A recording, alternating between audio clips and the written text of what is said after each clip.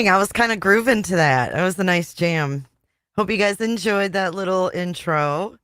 Happy Tuesday. Happy Taco Tuesday. And welcome back to Everyday with Jay. I am Jay, your host, with the mostest. The hostess with the mostest shenanigan reporting. Welcome in, everybody. I hope you're having a good afternoon. It is Tuesday, October 1st. Happy October, everybody. Ow! It's the first of the month. That means we got to say happy birthday. It's the first of the month.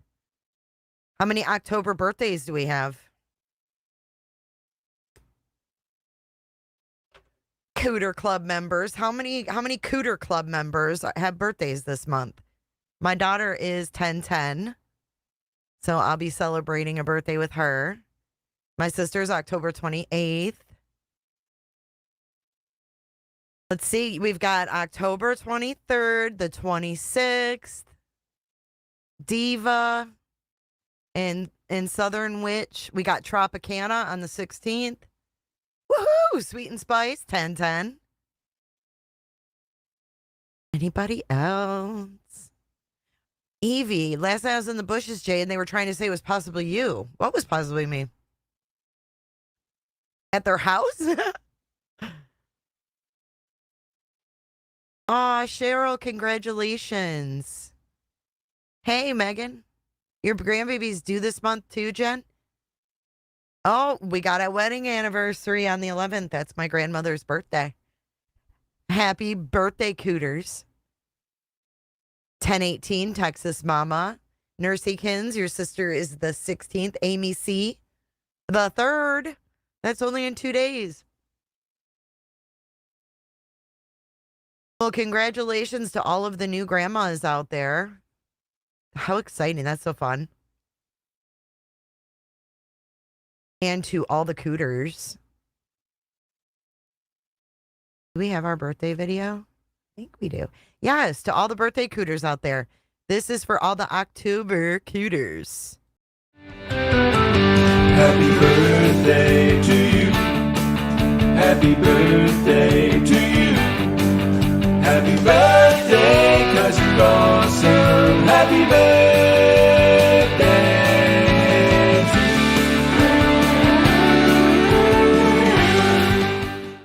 you. And that's the old happy birthday from the Roberta days. Happy birthday. Oh no, Kels is having internet issues. Vivian will be 6 this month. Happy birthday to all our October Cooters. Julie R on the 22nd. That's awesome. We got a lot of Octobers. That you probably called the FBI to go to Taco's house because you thought it was Sebastian on the bed. Those dirty tacos. October 25th. Happy birthday, Evie. Hey, Cynthia. Welcome in. Welcome in, everybody. Well, it definitely wasn't me. I'm not even sure I believe the shenanigans. And if it was me, I don't think that I would go live and talk about it and ask you guys what you thought, you know? But let's pull up this stream. So this is from CJ. What does he call his channel now? It's not Evile. Evile. It's called, oh yeah, it is. I thought it was Concepts or something. Evile CJ Media and Investigations is what his channel's called now. I don't know if he changed it or does he have multiple channels? I'm not sure. Cynthia doesn't think it happened. I think we need to do a poll. Let's start a poll.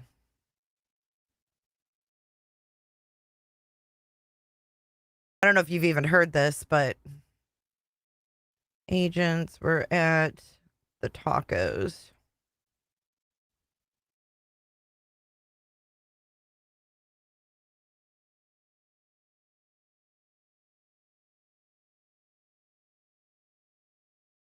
With no proof. Yep. Yeah, you got it, Plant. I don't think they said my name, though. Someone said they alluded to it. 1011. Oh, Wani, that's amazing. Your mom will be 70 after being told she only had 10 months to live after a cancer diagnosis. That's amazing. Every year. That's why I say every year is to be celebrated. Sassy Southern says, I can't even trust most creators anymore. Too much hate and drama. Well, there's so many. I don't have any beef with CJ or Narc Divers. I wondered why his name's Narked, though. Is it because he's like a narc? I like Narc Divers. I just wondered if he was a narc, and that's why his name is that. I don't know. But I don't have any beef with them at all. And I haven't watched a lot of their streams since like the beginning. Aw, Nicole. I haven't watched much of their streams since, I know Narc did that call with Chris Proudfoot. I listened to that, but I haven't watched a lot, so I'm not really speaking on them as creators because I don't really know them. I don't have any problems with them. But I think for viewers, it's been really hard to, there's been hard sides, right? There's been hard sides taken. There's definitely been hard sides taken. Salty, let's stick with your headliner.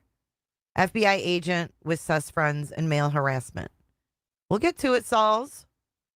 Chill. This is my channel, and I run it the way I see fit. You know what I'm saying? So I don't have any problem with any of these people. I just found it interesting that Taco popped up here. So I went back a little bit to see what they were talking about before Taco popped on. Hey, Olip and Cheryl and Potato. So I wanted to see what they were popping on about. And what CJ was talking about was this post by the law offices of Joseph Lesniak. I think I'm saying that right. And it says here, we have received reports that individuals are now filing false claims with federal officials. I don't know what that's about. And then it says here, it has come to our attention that an individual falsely reported to authorities that several searchers associated with At Night and Dog the Bounty Hunter were brandishing TBI badges and entering homes unlawfully.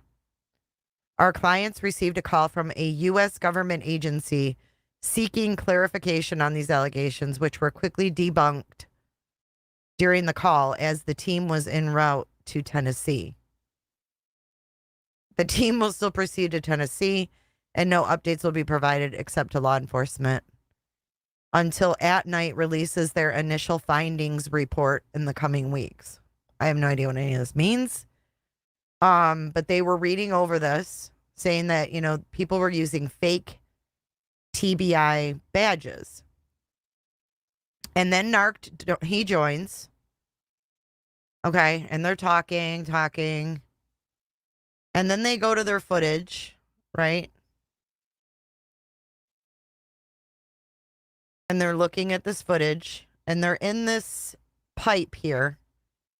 And then Taco appears. So watch.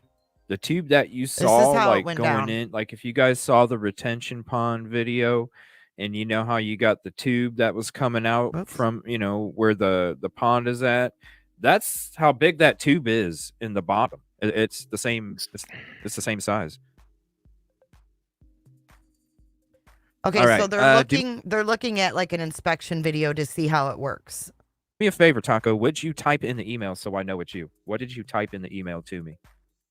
So I know it's you. So Taco sent him an email. Let me know what you typed in the email to me. Okay, now we're gonna skip. Drone. Dad, I just want FBI. What? Tunnels for the piping with these. All right. Thank you, Taco. Appreciate that. I just want to make sure it's you. Hope you understand. There's a link to the panel if you want to come up and talk about the FBI. What the hell, man? So he says the FBI came to his house for some hostile mail. Now, He's saying hostile male, like MAIL, not MALE. But what I want you to do is watch Trey from Narc Divers, watch his facial expressions during this interaction with Taco. It's fucking priceless. Was Like, that? people, like towards him? That's what I'm thinking. But he said he wasn't home. He was at work or something.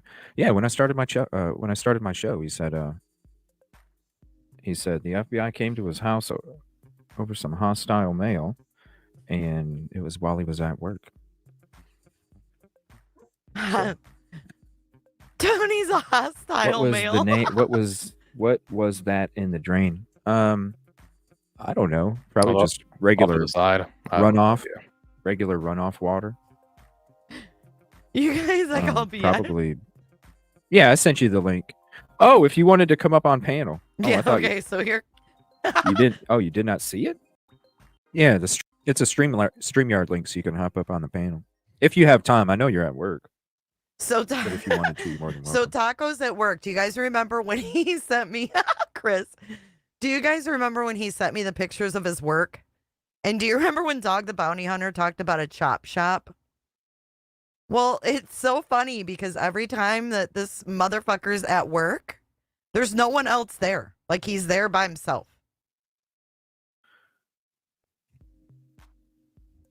Okay, well maybe that was the drone. I hope. We'll do this and here.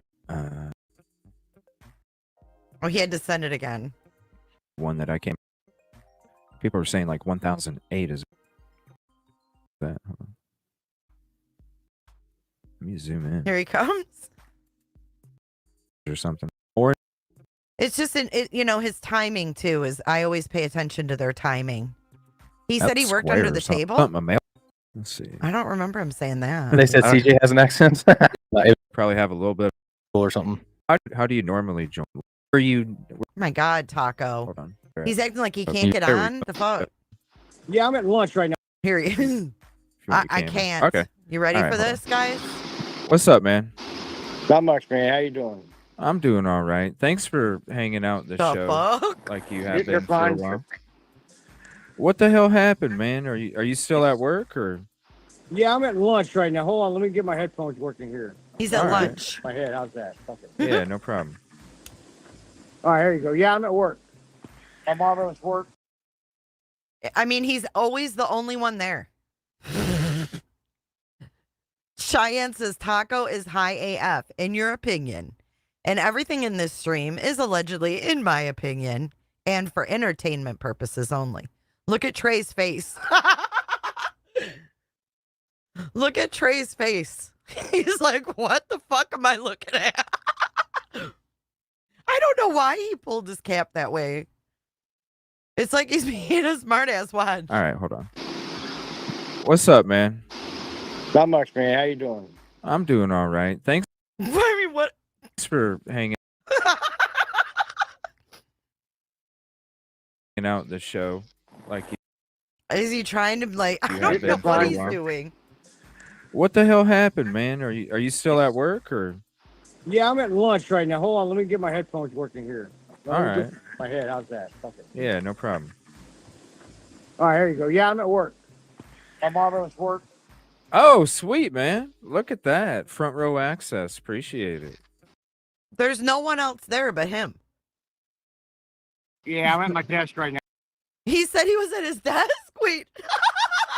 now, so I'm just chilling. Look at that. Front row access. my desk. Appreciate it. Yeah, I'm at my desk right now, so I'm just chilling. Oh, That's all. nice, man. He kicks back in the chair. So what the hell happened, man? Like they hostile mail towards you? Yeah, I'm not really sure. They came to my house. I was already at work, so they got to my wife. And I told my wife you should have took pictures and stopped answering questions, and you should have sent them my way. But They I never don't came know. to your work? they never came to my work. I figured they'd know where I work because they're the Federal Yeah. Bureau of Investigation, right? Yeah.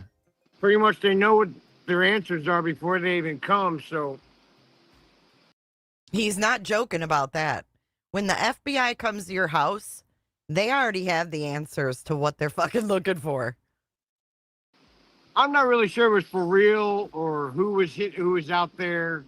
I didn't get to see the ID. My wife was all starry-eyed Probably because shook she had up. company. You know what I'm My wife was all starry-eyed because she had company. saying? Plus, Right. my dog was wanting to eat the guy.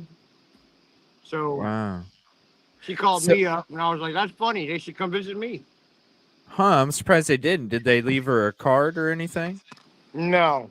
It was some type of federal FBI male harassment investigations or something like that. I'm not really sure what it was. That's weird. I think they would have at least left a business card. Male Trey's face. Wait, hold on.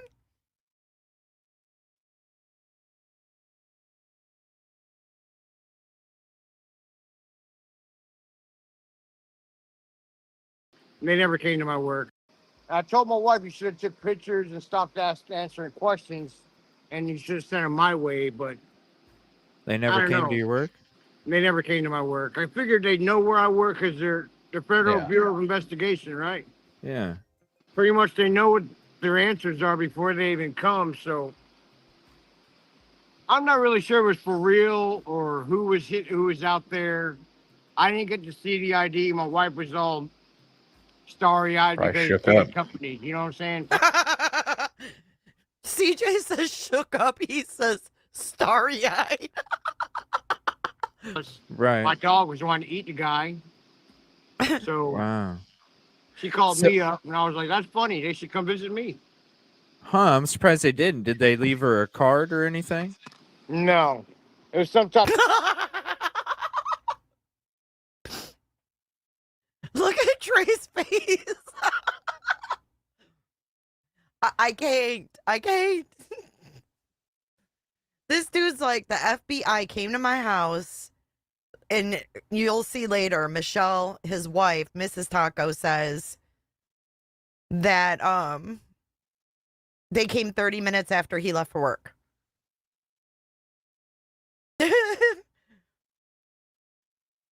Watch when he says, did they leave a business card?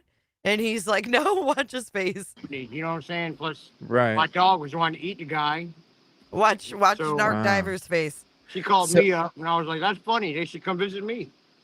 Huh, I'm surprised they didn't. Did they leave her a card or anything? No. It was some type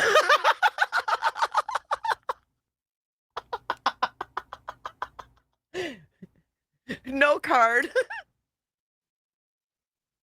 Trey. That is hysterical. Oh, shit. Okay, I'm going to rewind and we'll watch it one more time and then I'll let it keep playing. Wow. She called So- me up, and I was like, that's funny. They should come visit me.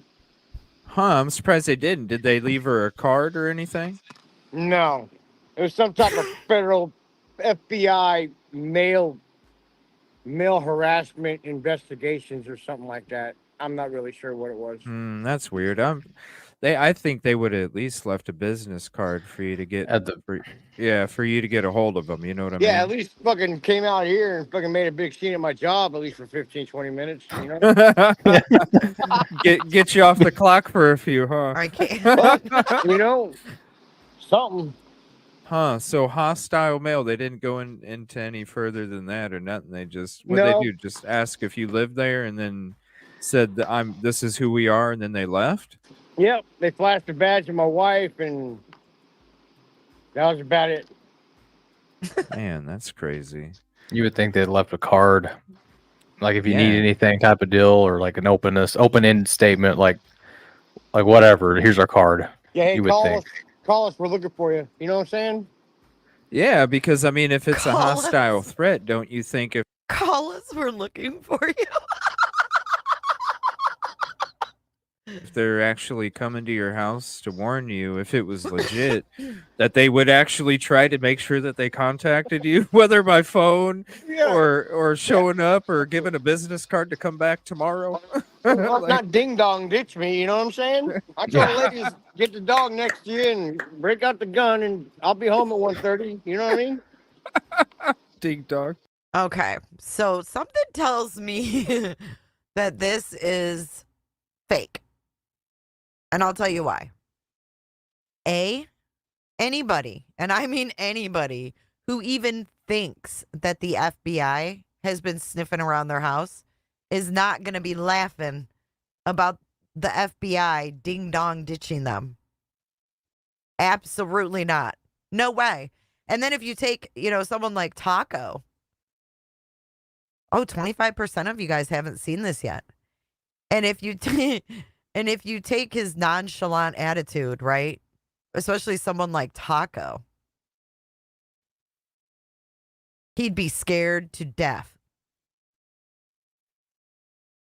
Right, the FBI. Well, and if the FBI wants to spook you, I guess they could do that. But I just don't think he would laugh about it. That's why I don't think it happened. Like, let's say the FBI did, let's say for shits and giggles. Oh, I don't think so, Joe. Not that I've ever heard of. But do you guys think that he's doing like a favor? Let's say for shits and giggles that the FBI went to their house and the FBI was like, we're looking for Mr. Taco. And she's like, he's at work.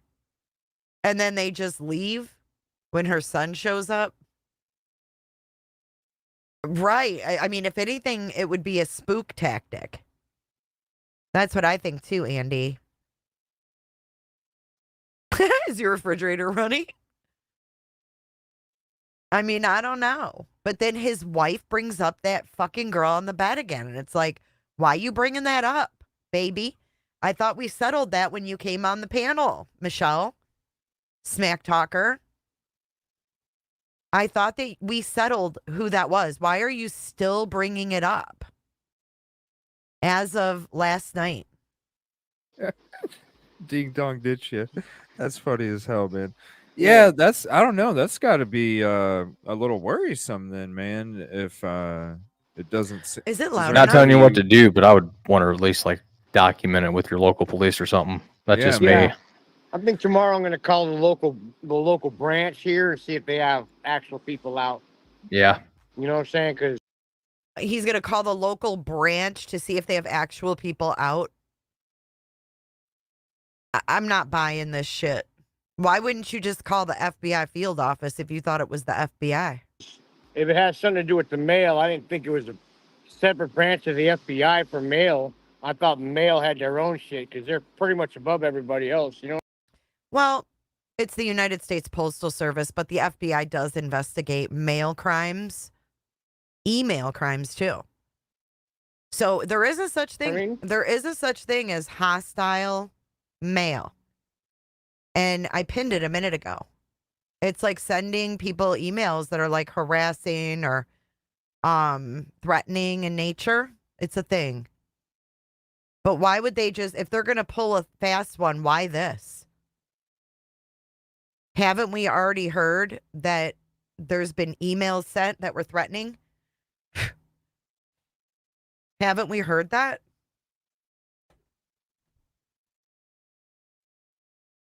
I wonder.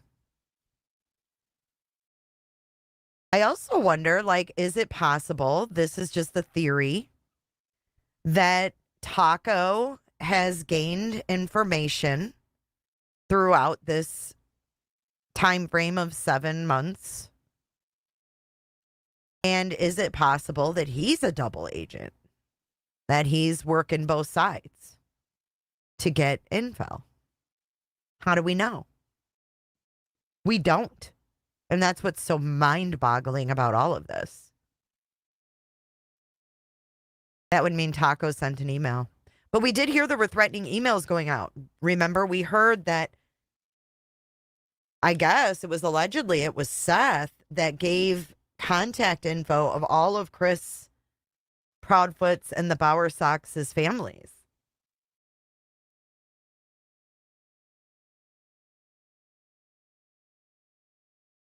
But where would he come up with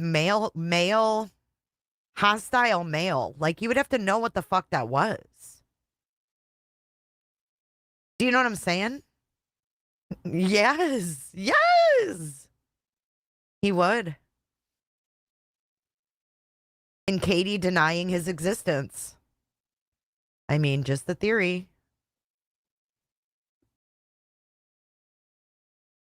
Yeah, but does this dude look like he's Googling to find a charge? A rando? Like a rando mail charge? No one has ever heard of that. And that's why it seems weird to me. And why bring up the girl in the picture again? Yeah, it's not going to be just a threat, though. Like, either the FBI was there or they weren't, right? Because the FBI doesn't get involved for just any threat. Like, I've been threatened on here, right? And the FBI, like, never got involved in that threat. It doesn't work that way. The FBI is only involved in certain situations.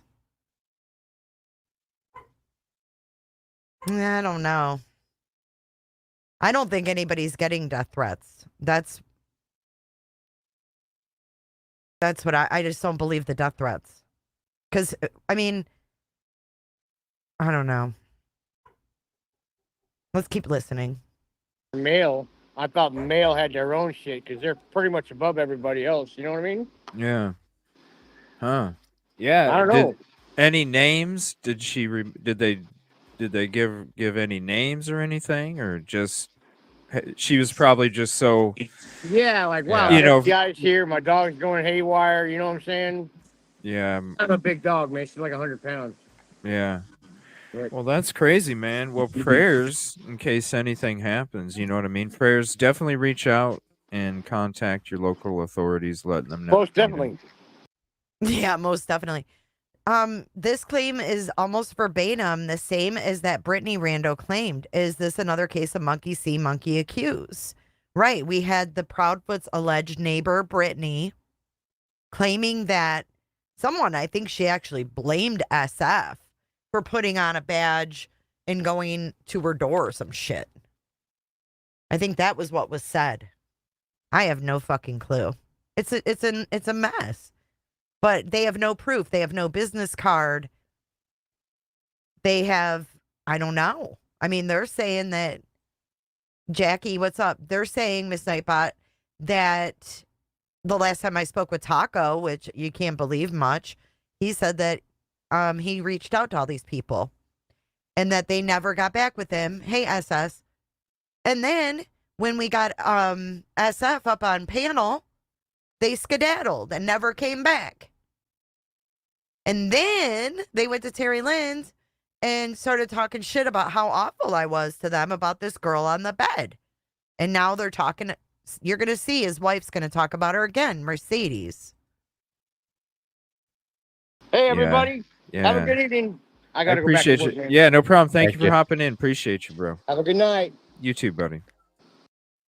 He's a little too happy for someone who might be fishing around, the FBI fishing around his house, right?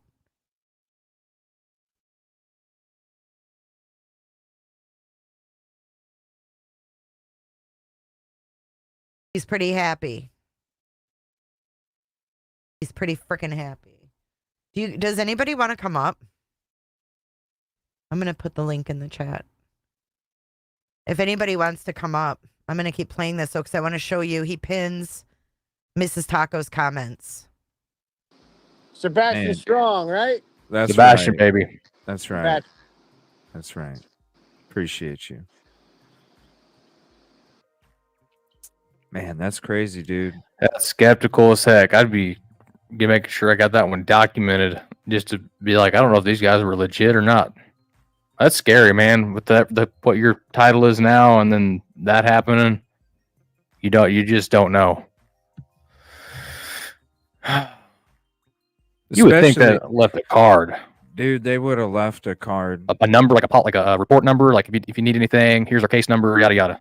Right. Give whoever you call this number, this case number. If you feel if anything comes about. Yeah. Dog. That's at work. You're not going to show up at his work, but yet you wait to go to the house. You know, So they're Like just this- talking about this. I want to get to the Taco. pin comments. out to him and So this Samantha Joy says, Taco, do you have a ring cam? So I guess CJ emailed him to see if he had Ring camera footage. And, Yeah, they should be right off of. And I don't know if he heard back from him because I didn't finish the whole stream. So they're back to that tweet. Good think. Yeah. And then Take a this day or two. Dr. J, whoever that is, says, I spoke with the FBI recently to report a crime and asked for a case number. They do not have them. It's crazy. They go by your name and address to follow up. I don't know if that's accurate or not. I've personally never dealt with the FBI. So, but yeah, I don't think anybody would, Darcy. But I always get a reference. I have all of the videos that you create. Yeah. Okay, let's see. She wouldn't come on panel, Miss Taco, but she was chatting away. Like once around here in the Right here. I didn't have my phone on me. My grandson and I was playing.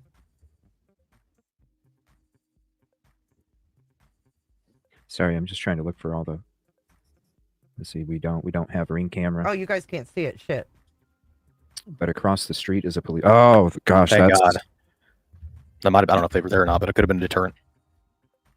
Okay, so she says a Hopefully police officer lives I would just go talk to, like, across personally, the- if you're neighbors across and stuff, the I'd be like, street. hey, Hold on. just wanted to let you know this. So she says that they have a police officer that lives directly across the street from them. What, like, kind of nervous about it. I don't know if they were real or not. He might be able to jump on it. I know, like, conflict of interest maybe, but I'd at least let him know what was happening in his neighborhood. Yeah, at least he'll be aware. In that way, if he does see something weird, he Potato, can why at is least your thing look out window and be like, "Oh, that's not blank? their friend." Hey, what are you Yeah. guys doing? You know, like, yeah. Something. What the fuck? Wait a minute, they didn't get out of the car? What? Go back Hold to on. that real quick. So the second person didn't get out of the What? car. Taco asked me if I could see the second person in the car if it looked like. Dude, that makes it, no but sense. from where I was standing, I couldn't see perfectly, but it did not. So one of them got out and one of them stayed in. Dude, that's sketch as hell, in my opinion. Okay, hang on. Okay, so across the street is a police officer.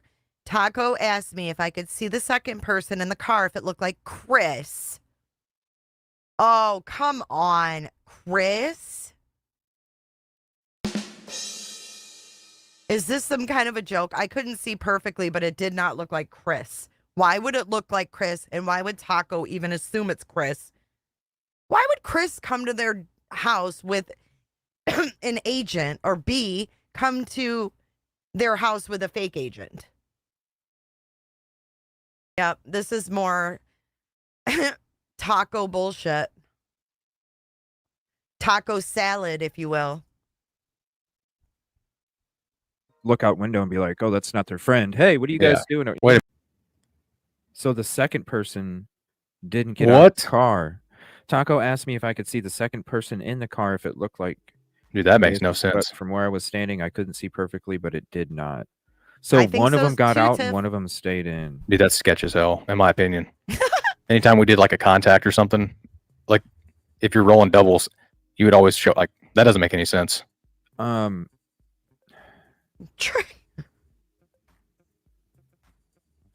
I want to figure out something that we can do to help get In my- them, Wait, to what? get them a fucking a Ring camera up front or whatever something He wants to help them get a Ring camera. Kind of camera. yo.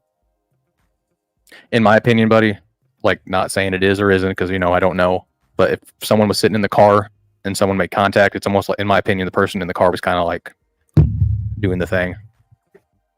Like he's kind of doing the circle. Bro. Hmm? That don't make sense. You'd think that both of them would make contact. I don't know. I have a question. Along like foreshadowing, if you will. Work with me here. Put your tinfoil fucking hats on, because we're over here on Every Day with Jay. We can do that here freely.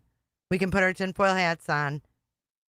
Remember all the talk about Seth pulling out his badge, Seth saying he's a deputy sheriff, etc., etc.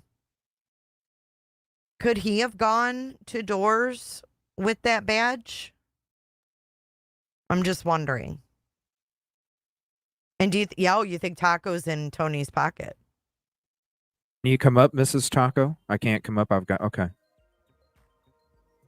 So she couldn't come up because she had her grandkid or something laying beside her. Which never stopped them before, tacos. The link is pinned if anybody would like to come up and weigh in on this. I don't know what their procedures are, but I don't know. 814. Straight up. You know what I mean? Like, Mr. Taco. Hey, because let me know who you contact. So guidance says call local field office, report it ASAP, please. Hey, Jammers. Yes, let your cop neighbor know. And also let your cop neighbor know so he can keep a lookout. I'm sure the cop neighbor has cameras. Wouldn't the neighbors have cameras also? Well, I was going to say, but I don't know if she knows the number, but her grandson's sleeping on her. They at least calling the cops. One was in a hurry to leave. One was in a hurry to leave. What does this mean? Listen, she's going to talk about her son coming home. Oh, okay, guidance. I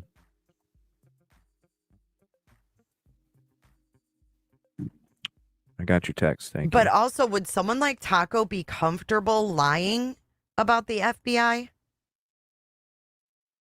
That's what I want to know. Would he be comfortable enough while his best friend's kid is missing and the FBI is involved in the investigation? Would he be ballsy enough or stupid enough to go on a live stream and lie about the FBI's possible appearance at his home?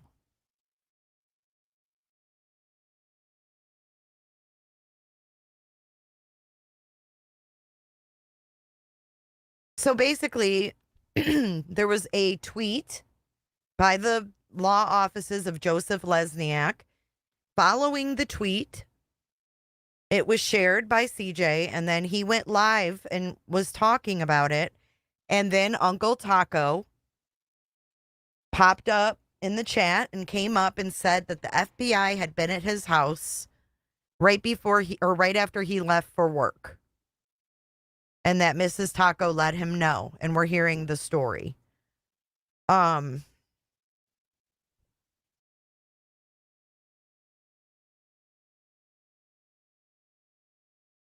Okay, so there's a new poll for you. Let's keep watching.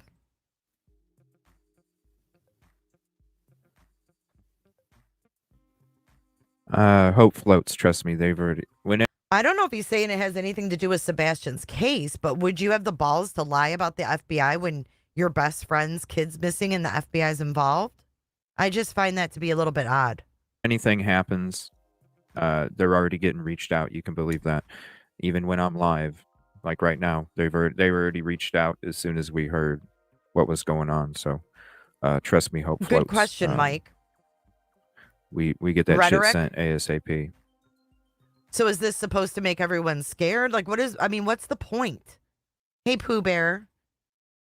What's the point of this then? That's what I want to know. I want to know what would be the motive of even lying about something like that. Just to go along with this narrative? I don't want the answer to this yeah. online, like publicly, but I do wonder, like, how long he was gone before they showed up. If that makes sense. Right, it does. Like maybe they waited 10 minutes or 30 minutes. Just curious. He says 30 minutes, and then she comes in hot with 30 minutes. Through the time they were already being contacted. The time it gets. Dude, now I gotta like let everyone know about the whole fake badges thing. What? Like not on my channel, but just like in my life. Wait, what? So this is deep. Okay, hold on. What does she say? When my son. Okay, hold on. I got to get to it. 30 minutes at most is how. Okay. Oh. So she says 30 minutes at most. After Taco left, they pulled up. What I'm saying, dude? That doesn't matter. That's right there. I'm not trying to scare anybody, but no, they wanted to make sure he made it to work. and wasn't coming back. That was on purpose. That Yeah, was on that's- purpose. When my son walked up from getting off work, the guy that was staying there with me was in a hurry to leave. He glanced over with my son. My son reached out to shake his hand. He wouldn't let him. What? Wait, So what? their son showed up while this was happening, and then they're like, "Oh, we got to go," type of deal. Yeah, when my Dude. son walked up from getting off work, the guy I think they're being over with my son. dramatic. My Do son you? reached out to shake his hand. He wouldn't let him. What? So their son showed up while this was happening, and then they're like, "Oh, we got to go," type of deal. Yeah, when my Dude. son walked up from getting off work, the guy that was standing there with me was in a hurry to leave. He glanced over. When my son reached out to shake his hand, he wouldn't shake his hand back. That's not, dude. That's Please. that variable they weren't expecting. Please get this reported. Please, Mrs. Taco. Please, Mrs. Taco. Like right now. I mean, I would want local law enforcement driving by my house. That was the thing. Like I would. Like, because who knows that? Who says they're not? Who says they're not chilling down the fucking street right now? I'd want extra patrol, like a couple extra patrols, because the police can make direct contacts pretty quick. Like their telecommunicators literally have direct phone numbers to those agencies throughout the United States. Thank you, Leslie, over there on Facebook. They're so dramatic. What is it, man? It's this whole effing day, bro. Has been. I wasn't expecting the first part, let alone this part. What? My God. What happened? I'm just worried about everybody, dude. Like I don't know who these people are.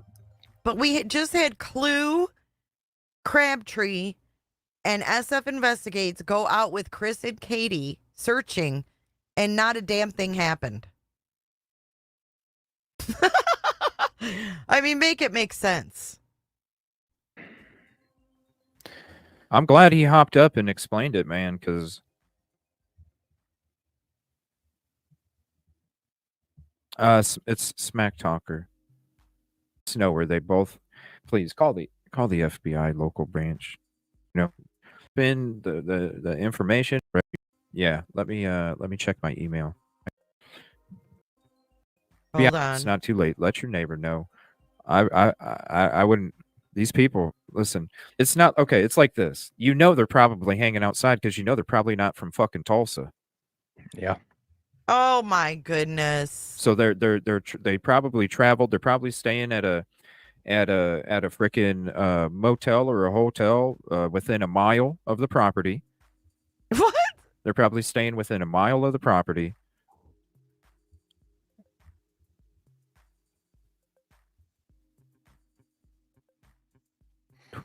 This is not. No, they don't live in Tennessee.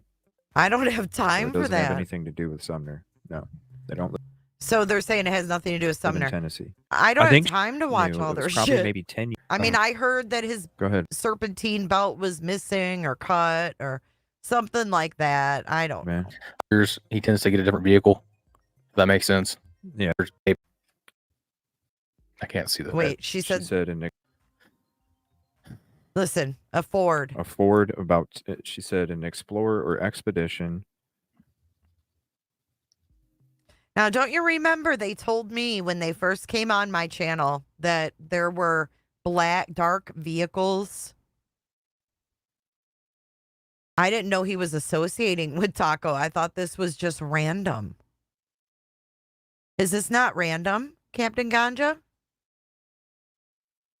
I heard about this. Yeah. My serpentine. Oh, I want to hear you scream. Fucking serpentine belt. So someone lifted his hood and cut it? 10 years It's not old. random, says Ava. I can't see the feds driving it. No, I can't either. That old vehicle, I just don't. It's like police. They, every few years. So what happened last night was this. I came across this and saw Taco's face. I think that's what SF was driving. Jay, look at the pic with SF. Oh, he was. He was. Clue got in that by Clue. I know. Her leg, I thought. Yeah, you're right. You're right. It broke like belts do. Kiwi Mate says they're all in it together.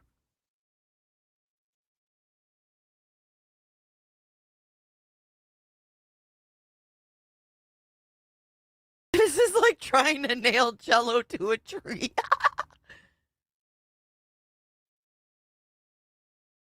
Well, someone's saying that he's associated with Taco before this. He never saw the belt it was missing? Wait a minute. So someone like cut it and took off with it? It was just gone. Aw, Trina. Well, I'm not here to blow smoke up your ass. I trust me. Right. How'd they get his hood open? That's what I was wondering too, Sushi. That's what they said was following Dolly and other creators of Black SUV. It wouldn't start without a belt. We just had to replace my daughter's serpentine belt. If people are really fucking with a case like this, I hope they get caught. This is not okay. They went to tacos for a piece of mail. Throw glitter on it. Mail. Right? But like, was she standing outside when they pulled up? Like, what? I mean...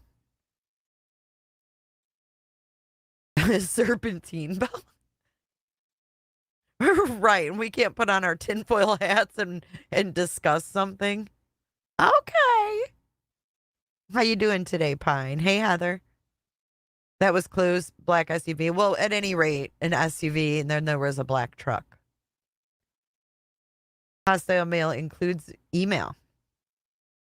Oh, Ange, I know. I've been so freaking tired this past week. I've been way too lazy. I know, Trina. It is. It really is, but I don't want to forget about it completely. You know what I mean? And it was Taco Tuesday, so it looked like Mr. Taco wanted a little bit of attention, so I figured we'd give him a little bit of attention today. Hey, Jay, I still think Mercedes is code word for something because didn't Terry Lynn get accused of having a Mercedes? Now Taco's kid is Mercedes. Well, that's not all correct. It's not their kid anymore. And it wasn't their kid at all. They said grandchild, but now they're saying it was a friend. But then they said it was both, like a friend and the grandchild were on the bed. But the person in the weird plaid dress was allegedly their friend, and her name is Mercedes. They were supposed to text me pictures of Mercedes. I never received them.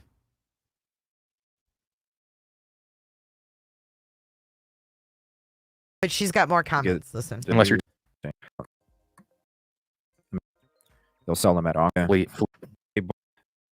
They're talking about That's what makes vehicles. it- Both males. Wrote mail, but hold on. Wheel packaging. This is Okay, wait. What does she say no to? Maybe would have, because like when you go to ship something from the okay, Wait, what'd she say? because like when you go to ship, They just said threatening and hostile mail that had our address on it. They just said threatening and hostile mail that had our address on it. Yeah, why wouldn't both agents get out? Deborah says if the FBI is knocking on their door, they need to be worried. something from the okay. What the hell is a hostile package then? What does that even mean? Wait, did she even say package, or I don't did even get a great search on that. Maybe would have, because like when you go, They didn't say package. He added package. They said threatening and hostile mail. Now watch. Let's Google it. Threatening and hostile mail. Statute. The federal statute that makes mailing threatening communications a crime is 18 U.S. Code 876. This statute covers the following types of threatening communications: sending a demand for ransom for a kidnapped person. Threatening, what the fuck? Threatening to kidnap or harm someone. Attempting to extort something from someone under threat of kidnapping or injury. Extorting or blackmailing someone, such as threatening to damage their reputation or property.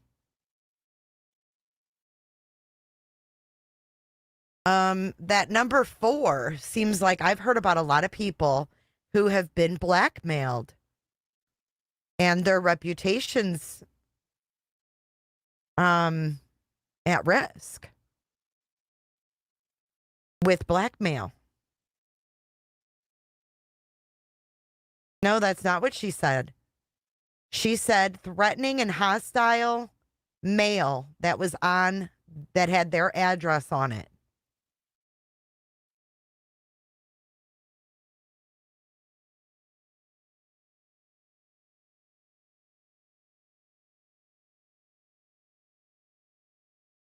I mean, under mail threatening communications, you can see right here. It's all this about kidnapping.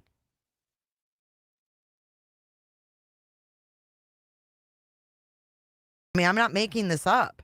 All I did was put threatening and hostile mail statute.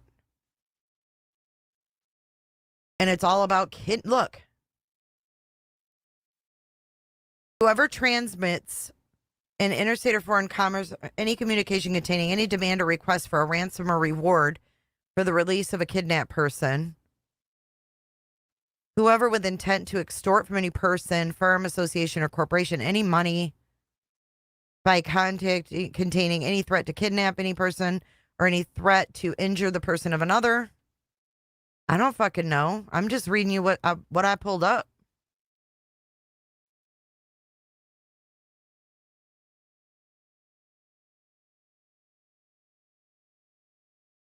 Federal mail threatening communication laws. This is for California, but they're federal. Federal. Okay, so there are only if this is even true. Okay, we're learning something, even if it covers electronic and snail mail.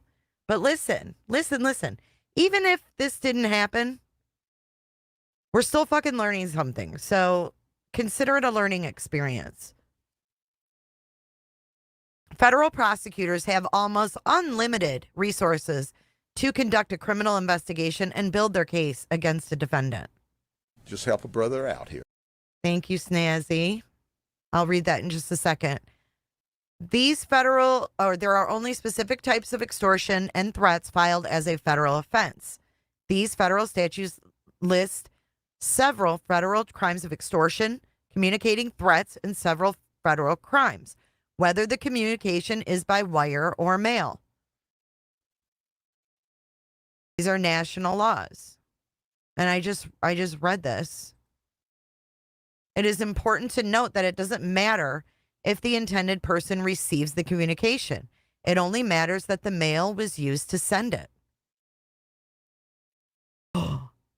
It is a letter or package addressed to someone. The letter or package contains the threat. The letter or package is deposited into the mail system. The crime of blackmail is commonly known as extortion, which is threatening to do something or disclose something that will in some way harm the potential victim of the threat. Usually, it's an attempt to gain something of value, whether it is money, property, or some kind of other tangible benefit. So anyways, it goes on and on. But don't you think it's a little odd? Let me read your super chat. Thank you again, Snazzy, for your $5 super chat. So someone from Uncle Taco's home supposedly mailed a hostile letter, or someone put their address on it. Who, I wonder? I call BS. It could totally be BS. Maybe Taco took him allegedly. I don't know. I just don't think he pulled that term out of his butt either. I don't think he Googled it to find out what that means. Wouldn't his wife call Taco while the FBI was there? I don't know. They claimed it had their address on it.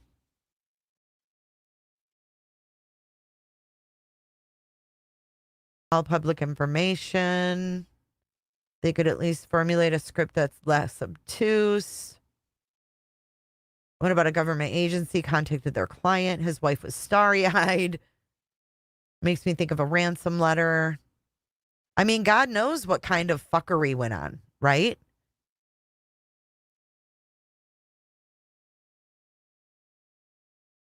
Is it to claim a man trying to get ransom for Sebastian and they were going to get him for $40? Oh, ministry, I forgot about that. They said they were in contact with that guy that asked for $40 for Sebastian's medicines in Oklahoma. Something was Just help a sent from brother out Taco's here. address, not to his address. That's what I'm gathering too. Welcome to the Cooter Club, Heather. Thank you for joining. Just help a brother out here. That means they opened his mail. Well, they opened someone's mail. I don't know, Snazzy. For what, though? Could someone be using Taco's Just address? help a brother out here. I don't know. Was Seth at Taco's when he went out of town? Maybe Seth sent the letter out of town. Allegedly, in my opinion. Angie B coming in hot. Heather, thank Angie B for that membership. Thank you again, Angie B. Regina, thank you Just for your help a super brother chat. out here. Knowledge is power. I love it. I'm here for it. It is a piece of the cluster F pie. Taco pie. Who's eating tacos tonight for Taco Tuesday? Remember, Sean said you're not asking the right questions with that stupid smirk on his face. The tacos gave me the same vibe. They drop hints of their involvement in our faces with great big smiles, allegedly. No, I wouldn't be either. Unless I was working with them, Meg. Jay, maybe it was the neighbor that was trying to get $40 random, trying to get even for Sebastian. I don't know what you mean by that.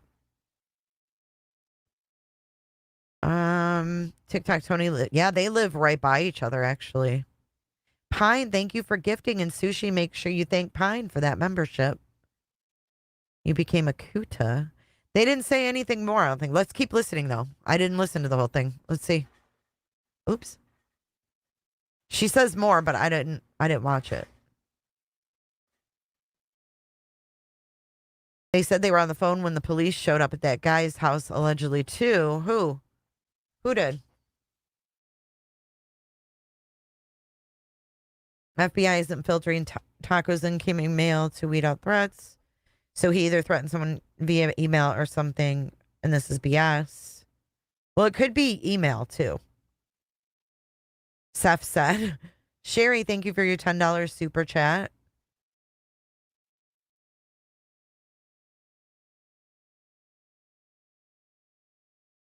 If I missed anybody, oh, here it is.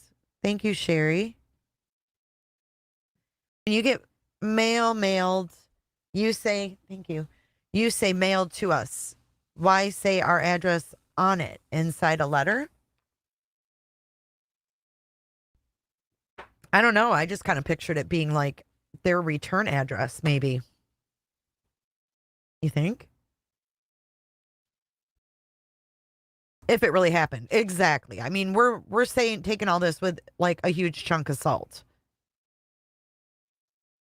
So they left after the sun got there? Yeah, that's what they said. Hi, Misty. Good to see you. Yeah, I mean, this one's really, really out there, isn't it? talking about fake badges being shown, but they said TBI, fake badges. And then we have this story from the FBI. So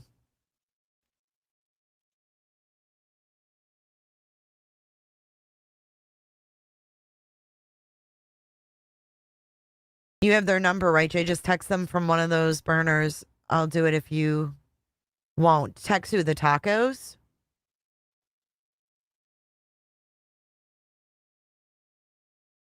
Tiffany is making tacos.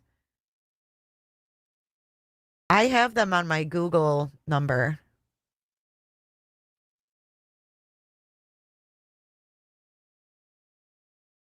Well, I mean,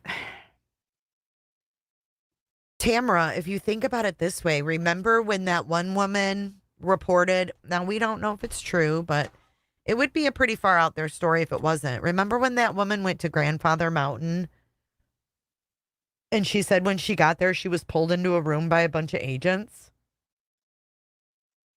And she said they didn't identify themselves. I mean, I don't know why they're talking at all. It just doesn't make any sense. And it could have been email communication. Mr. Tomato Head, I've always had a suspicion there might have been a ransom. Both Seth and Chris said they'd have Sebastian if they had more money. Oh, tacos at Mrs. Fletcher's, too. Taco would know if he was receiving threats. Yeah, he's never... They used the term intercepted, did they? So it's either fake and someone gave him a script, DQ, because I agree with you. I just don't see Taco coming up with this term out of the blue. Threatening and hostile mail. Like, you wouldn't say that if you're lying, unless someone told you what to say. Or it really happened. One of the two. You know? Big ass rock assault. Yes. I'm sorry. I'm a little behind in chat. And they would have left their contact info just in case anything else happened. Did CJ post something new? Let's see. I hope he's not upset with me because I'm not saying he's bullshit. I'm just saying Taco. All right, let's go here. Let's see. I saw his post early, like yesterday. This is what I saw. It's this right here. Brandishing fake TBI badges and entering property unlawfully. Really? Just because you don't want us to find them doesn't mean you can stop us. This tactic you used delayed our team efforts today, myself and the canine crew, but we won't be stopping when it comes to tomorrow. The desire just becomes even stronger. Slick move, X-Lax. Canine crew? Does anybody know who their canine crew is?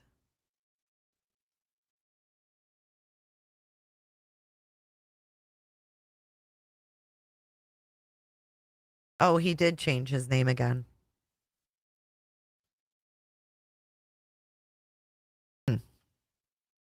He doesn't post on his community very often either. But who's the canine crew? It probably is. They used to talk.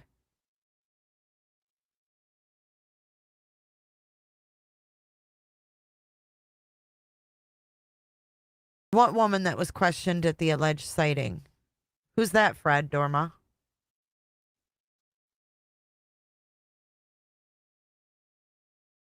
Oh, Lord. I know, it is smooth move, X-Lax. Isn't it? Smooth move, X-Lax. He said slick. He was thinking of Diddy and the baby oil. Now that's slick. Diddy and that baby oil. Oh, shit. I had someone once to say hi.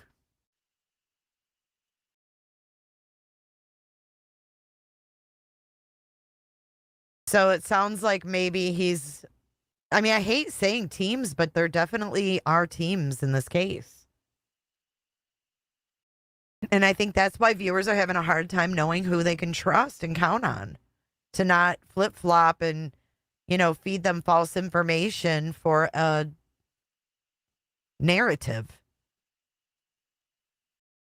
Because I really don't think what we do here on the tubes really affects the investigation one way or the other. I really don't. I really don't. We don't even know Sebastian or his father or his parents. We've never talked to them. We've never had any interactions with them. We don't know them. Canine posts on X, Julia to Nick. He's the guy that was upset with Robin a long time ago.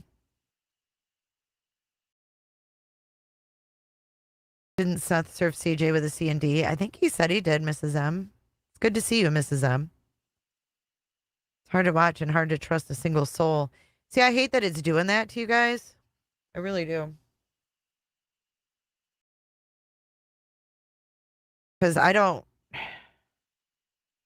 It is hard. It's difficult. I don't even know what to say, really. But Summer's green for Sebastian. See? I'm confused. Did this FBI at Tacos somehow interfere with the search by CJ? No. And the CJ's post said TBI.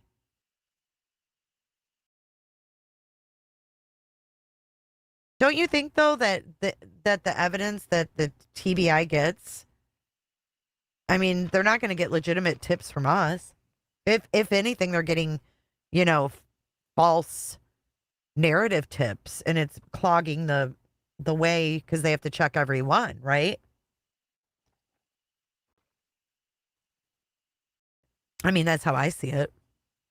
Photoshop something from the no? Okay. What the hell is a hostile package? Did I then? say Bella? It's Summer. I'm sorry. What does that even mean? I don't even get a great search on that. It's like Yoli Yo Law said. How should have been a header, not from Okay, so they look up. They looked up hostile.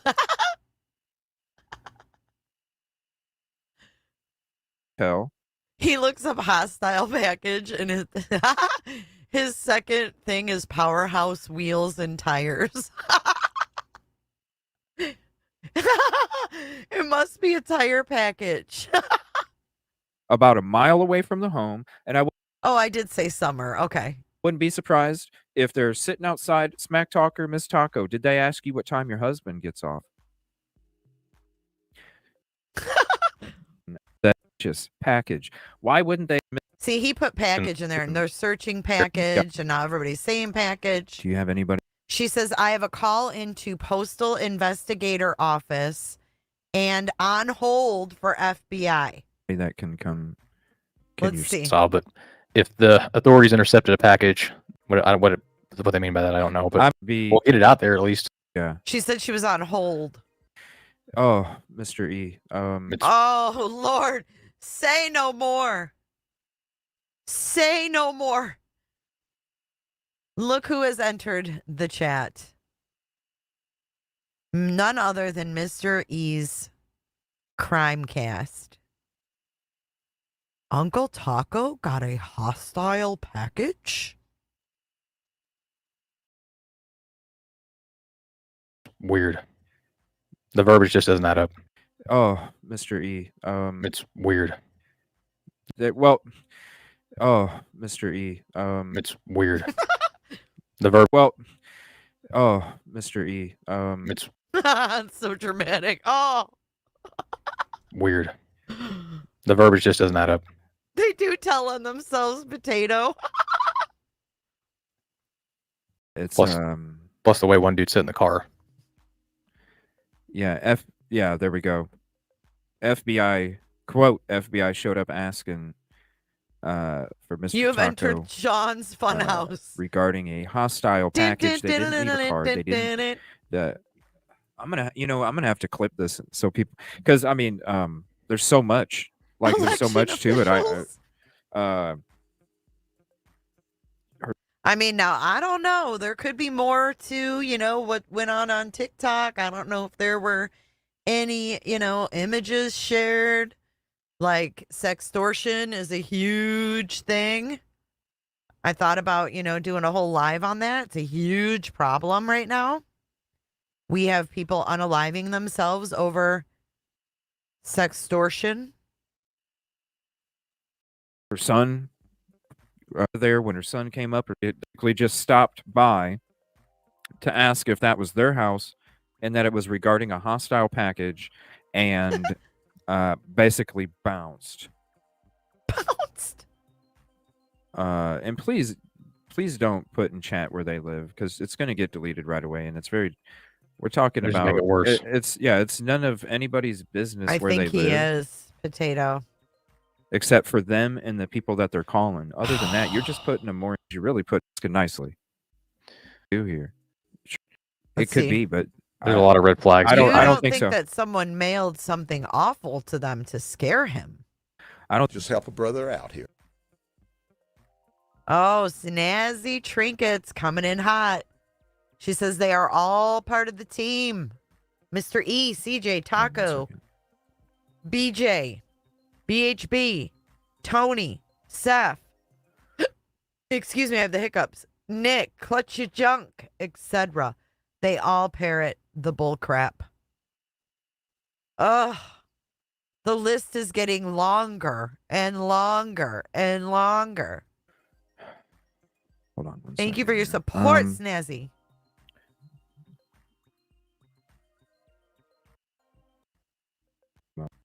Come on, Taco's wife. You're on the phone with the FBI. Worried about the second visit.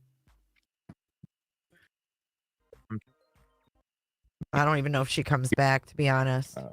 1 second, I'm getting more. Oh, he's getting a text. Let's see here.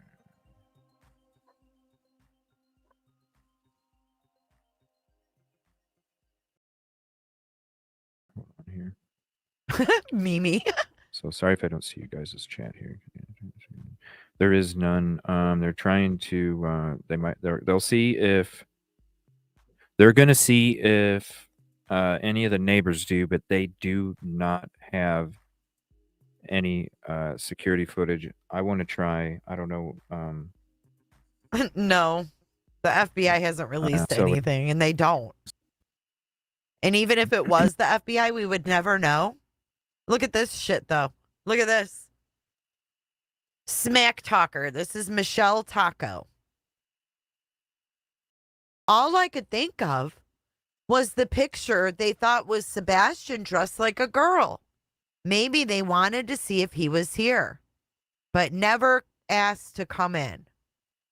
Why would hostile mail make you think that it's about this photo? Hey, SS. What's going on? Not much. How you doing? Oh, I can't complain. Just kicking it. How about you? Well, I'm trying to nail Jell-O to a tree. Oh, is that what we're doing? We're attempting to. So slippery, isn't it? It is. Slick. Always. Greasy. So where are we at in this? What do you think? Where we're at, I think it's BS, but I do think it's interesting that they came up with this term to use. Okay. Right? Because it doesn't sound like something that Taco would just pull out of his ass. That's true. That's true. What was it? Hostile mail? Well, that's what they're saying. That it was, their address was on something that was hostile and threatening mail. So she didn't say email address. She just said address. Yeah, that was my first question, if they meant snail mail or electronic mail. So, Yeah, I feel like she would have said email. I feel like she would have been specific. So they're just basically saying, or I guess the claim is that something was sent out and it had their address on it as a return. Yes. And she said that 2 agents, FBI agents with badges, showed up. Only one got out of the vehicle. Yeah. I don't know. She walked outside and met them. And then she was talking to the man who she told Taco was at work. They didn't ask where he worked because the FBI Right. really doesn't need to ask because they already know if they're looking Right. for you. Right. And then her son came home, and the guy was in a hurry to leave as soon as the son came home, is what she said. And the son came to shake his hand, and the guy wouldn't shake his hand, and they left. Now, I will say sometimes law enforcement are weird about shaking hands. I've had some of them who wouldn't shake my hand before. Really? Yeah, I've definitely had it happen a few times. I've never got a good explanation as to why, but there's some kind of improprietary I've never really, thing. now that I think about it, I don't really see, like, on body cams and shit, cops shaking hands too often. Like I said, I've literally stuck my hand out and been rejected a couple of times, and I've been like, what's this about, man? And he was like, no offense, but he said, I don't want the illusion of any kind of improprietary behavior, and I'm like, oh, okay. He said he had to conduct himself like almost like in a standoffish way, I guess, where there was sort of a wall between, Yeah. them and you. So It's kind of I'm, over friendly. yeah. I mean, he That straight makes up would sense. not That do totally it. makes sense. I'm not saying that's what it was. I mean, the fact that they didn't come in, they didn't take anything, that they didn't introduce themselves. Like, did they show a badge or a name? She Did they said they mention did. that? She said they showed a badge, but they Oh, didn't well leave a then, card. they introduced themselves. Then, I mean, Yeah, I mean, they didn't walk up like not telling her who they were. I think they yeah, introduced themselves as agents right. and showed their badge, but these guys were flipping out because they didn't leave a biz card. Hmm. And I don't know if the FBI would necessarily do that. I mean, I guess it would depend on why they were there. Yeah, Maybe yeah. they I don't mean, want you to call them back. Maybe, you know what I'm saying? maybe, but I mean, also, everybody knows where the FBI office downtown is. Wherever you live, whatever your city is. I mean, it's not like you got to call Washington to try to figure out who talked to you. I mean, you just call whatever the local branch is and say, like, I don't know, inquire, but I don't see what the reason to inquire would be for them. Yeah. Well, I mean, now, I'm so just I'm she's, just trying to but think of okay, reasons. but she's saying this is all about the mail, right? And then we Yeah. have her saying, here, all I could think of was the picture that they thought was Sebastian dressed like a girl. Maybe they wanted to see if he was here, but never asked to come in. I don't think they would work that way. And in my experience with Mm-mm. the FBI, when I was doing the podcast, one of the things we covered, there was an FBI raid on a guy, and I talked to people around it, and it's very standard for them to stake stuff out for at least a month. I mean, usually, especially with any kind of like electronic stuff, I mean, they'll be watching for some time. They may, have you dead to rights in June, but they might not raid your house until January. I mean, they just so I don't know. I mean, I guess my point in that is if it really was the FBI, whatever it was they did it in the exact way they wanted to do it. Right, if it was. And like you said, if they wanted to know if Sebastian was there, they would stake out the house and they'd fucking watch. Yeah, I mean, they would watch. They would definitely take some other steps. I feel like they would, I don't know exactly what the protocol for that would be, obviously, And but I don't think that Uncle Taco would look so relaxed about the whole ordeal.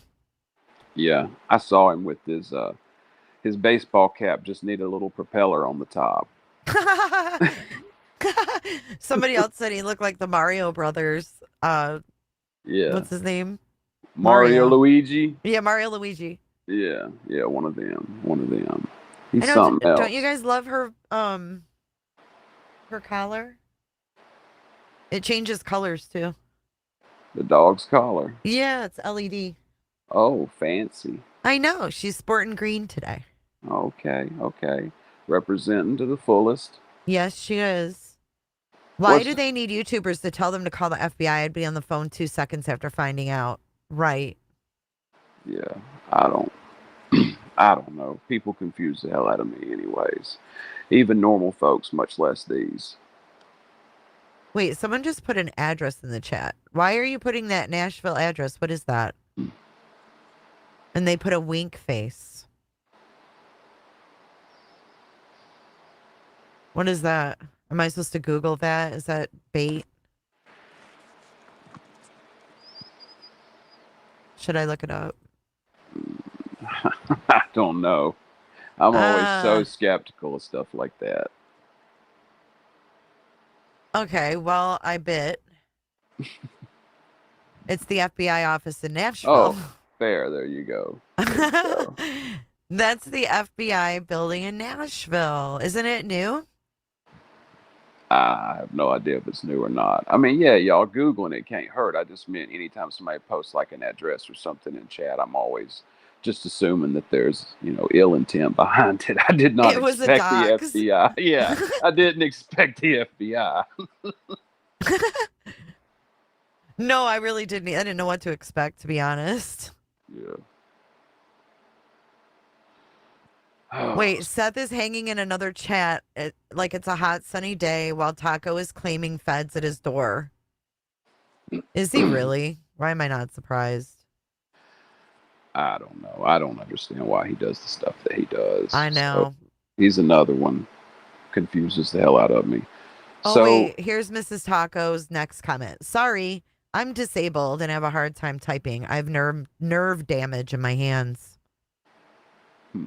Do any of these people work? I mean, I'm not saying anything bad, like, about her personally, but it seems like...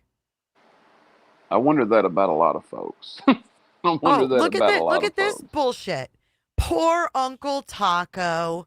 I was in chat the day he was in chat. He explained to J4J who was sitting on the bed, and it was not Sebastian.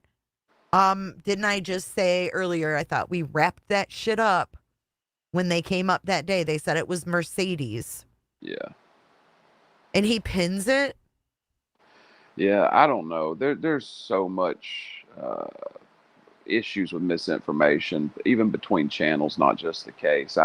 That's why I Weird. dismiss 90% of everything that's in this community. Honestly, a lot of times the stuff that doesn't make sense, I just consider it to not be real. I don't know. Oh, wait, here's her follow-up. Just got off the phone with our local LE, and they will be driving by several times tonight. I left a message with FBI line, and Ken will call number he left in the AM. So they did leave a number. Yeah, that's what it sounds like. Why even talk about it on CJ's, though? Wait, what is this?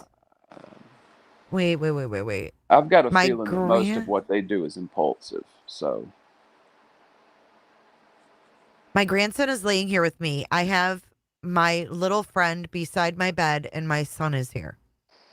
I know these people give way too much information, too. Way too much. I wish they'd come over here and you could ask them if they've received any kind of mail or what, more questions about it. If they're out there, I'd love to talk to them. I know, poor Taco, my ass. Tio Taquito's doing. Ven aquí. Now I want taquitos. Yeah, we all do. Just when you think the circus can't get any crazier, the tacos speak up again.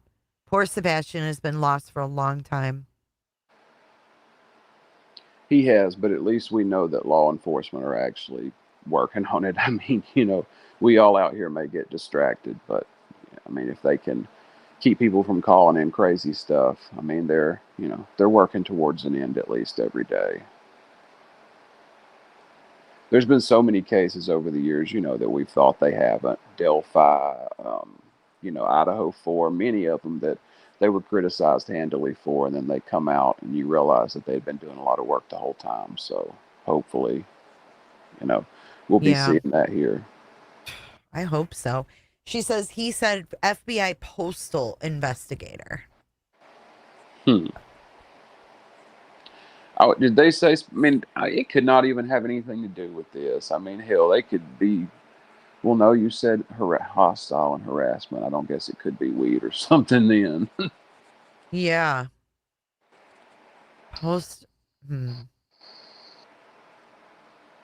Yeah, I don't know. I mean, I know the USPS has their own investigators, but I'm sure they overlap with... Oh, yeah. fuck? Here, look at this. Excuse my French. No, lay it on me. All right, hold on. Let me get rid of that. Oh, there's Summer Lou. Hey, Summer Lou. And then get this up. Okay, so this is X. And this is the USPIS Nashville. I mean, if anything, you know, even if... Ooh, what happened? Even if this didn't happen, we're fucking learning something. Because I didn't know about this at all. So I never look at anything as fruitless. Oh, for sure. Not in something like this that's so interconnected. I mean, everything has a motive. Sure. And like we can learn about these different agencies at the very least. It's lame, but whatever. USPIS Nashville. Postal inspectors are federal law enforcement officers who carry firearms, make arrests, execute federal search warrants, and serve subpoenas. They have a lot of power, y'all. Yeah. They have a lot of fucking power. Wow. Sounds like. So they're basically FBI agents with this USPIS. Huh. I have to say, like, I've never heard of this, but look at, they have Detroit division. They cover Michigan and Indiana, Wyoming, Phoenix. They have them in all the big cities. Huh. Interesting. Isn't it? Yeah, I'd never heard of them. But you know, it's Mimi makes a good point about game wardens. I'm sure there's a lot of people that don't realize how much power game wardens have. There's all kind of people around that, you know, little offices or agencies or whatever that we don't normally interact with or hear about. Right. But they're executing search warrants and shit. Yeah, exactly. I mean, wow. I mean, I'm sure they handle, like, you know, the fucking anthrax and, you know, that kind of shit, like the Unabomber. I think of those bigger cases. Yes. The anthrax stuff after 9/11 was crazy. Mm-hmm. I mean, that was some scary stuff. I remember everybody was so petrified of mail for quite a while. Do you remember Ted Kaczynski? Oh, when yeah. that went down? I've read so much about Ted Kaczynski. I read his manifesto, too. He's an anarcho-primitivist, and I've not got into necessarily, but read a lot of the philosophy that he subscribed to in addition to his stuff. Interesting character. Very, very interesting. You know, he was influenced by a lot of different things. Like, there's this paper by Marshall Solins called The Original Affluent Society, and it's about hunter-gatherer lives and like equality between the sexes in that structure. And he took stuff like that and then things like society and its discontents from Freud and mixed it all together with like Bakunin or Kropotkin and made a pretty interesting, I don't know, like, I guess kind of socio-political thing, but I guess he really believed in direct action. So, well, he was also a part of the MK Ultra testings too. Yeah, and the thing is, you know, this is where it starts getting to sound a little bit crazy. But the doctor that was writing all that LSD out west was a psychologist over his stuff, and he was also the psychologist at that place in Texas where Bobby Beausoleil and Son of Sam were both at. He treated all those guys. It's a pretty deep rabbit hole. Yeah, when he was in college, I think he went to Harvard and he participated in some kind of a study then. He did.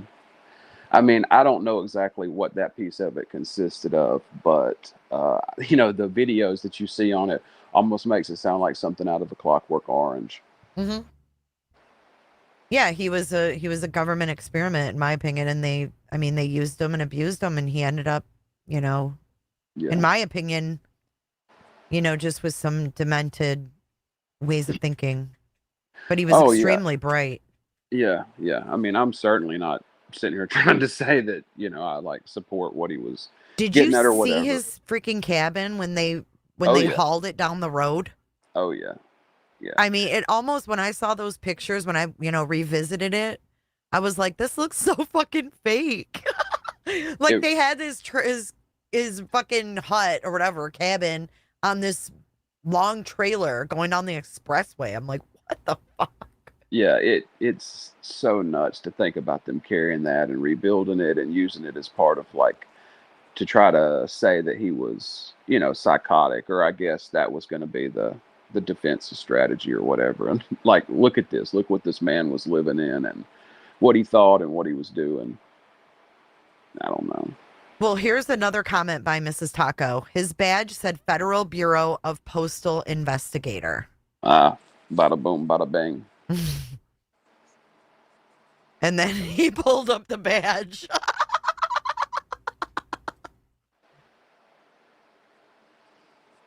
And I think that's it for her comments. Yeah, she's done. I wish she'd come over here and talk. Why don't y'all come over here? Because they can't. It goes against their contract. All right. Right? But look, here they are working with the TBI in this picture here. Hand in hand. Yep, hand in hand. Hand in hand. That's very interesting. Isn't it? Never heard of that organization, you know? I haven't either. Oh, Nick says, I'm going to buy a house in Sumner County. You know what? I don't read it either. Who I do keep up with is SF Investigates, though. Do you? I do read his tweets. Interesting. He's sassy. Yeah, he's a good sassy, though. I'm just saying, he's sassy. He says that, let's see, this is for the floods they were searching, but I wanted to did you ever look at that link? Oh, there's the black SUV of clues. And is it a Ford? If that's a Ford, then they're totally fucking talking about that. Did that cut me off? Yeah, I didn't hear you. I'm sorry, I was getting us. Hold on, let me I can hear you me now. Yeah. Okay, the mute button keeps flashing. That's why I'm asking. Oh yeah, this is a different program for you. Okay, sorry, I just got a call. Sorry about that. Turn it on. It's okay. Do not disturb. No, you're fine. But I haven't looked at this yet. Let me make it bigger for them.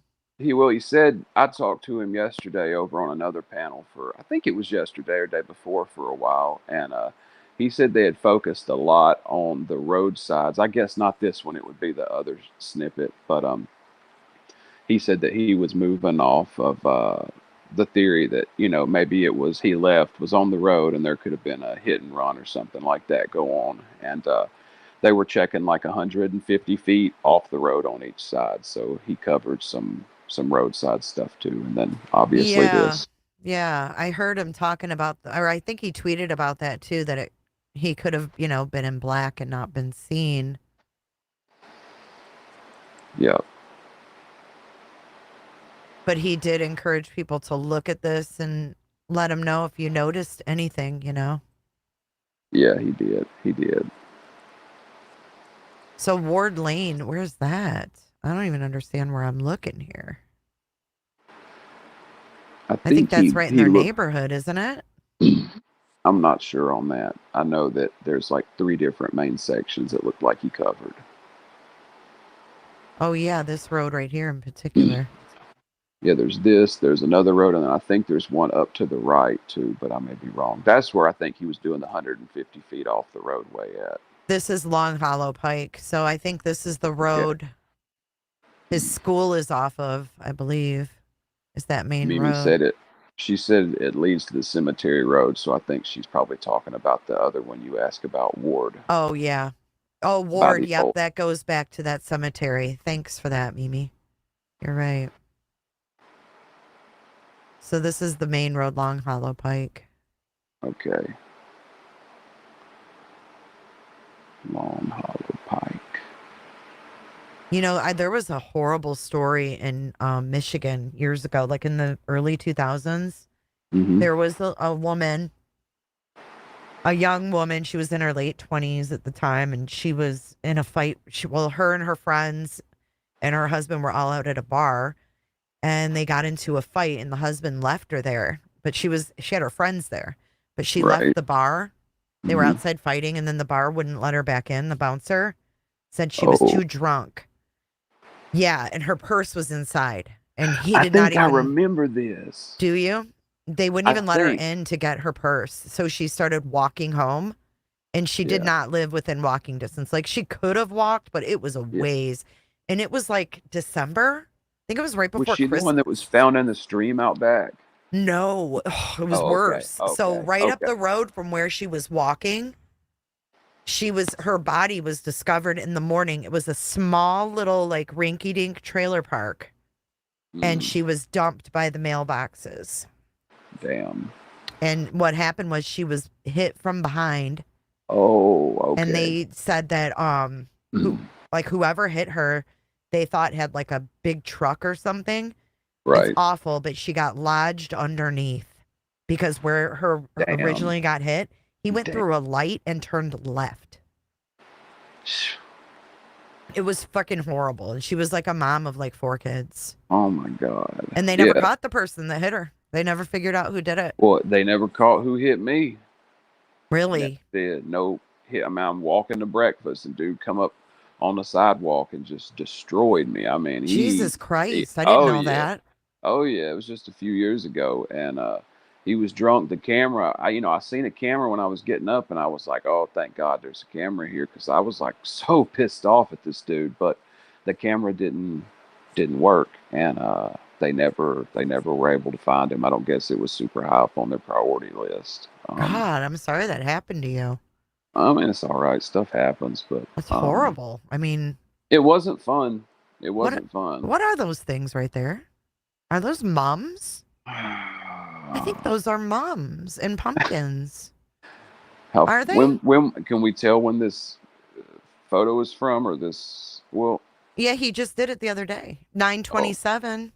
oh well, then yeah. I mean, a good possibility that they could be some painted for Halloween. I think or they're what- like, no, I think they're selling pumpkins and mums.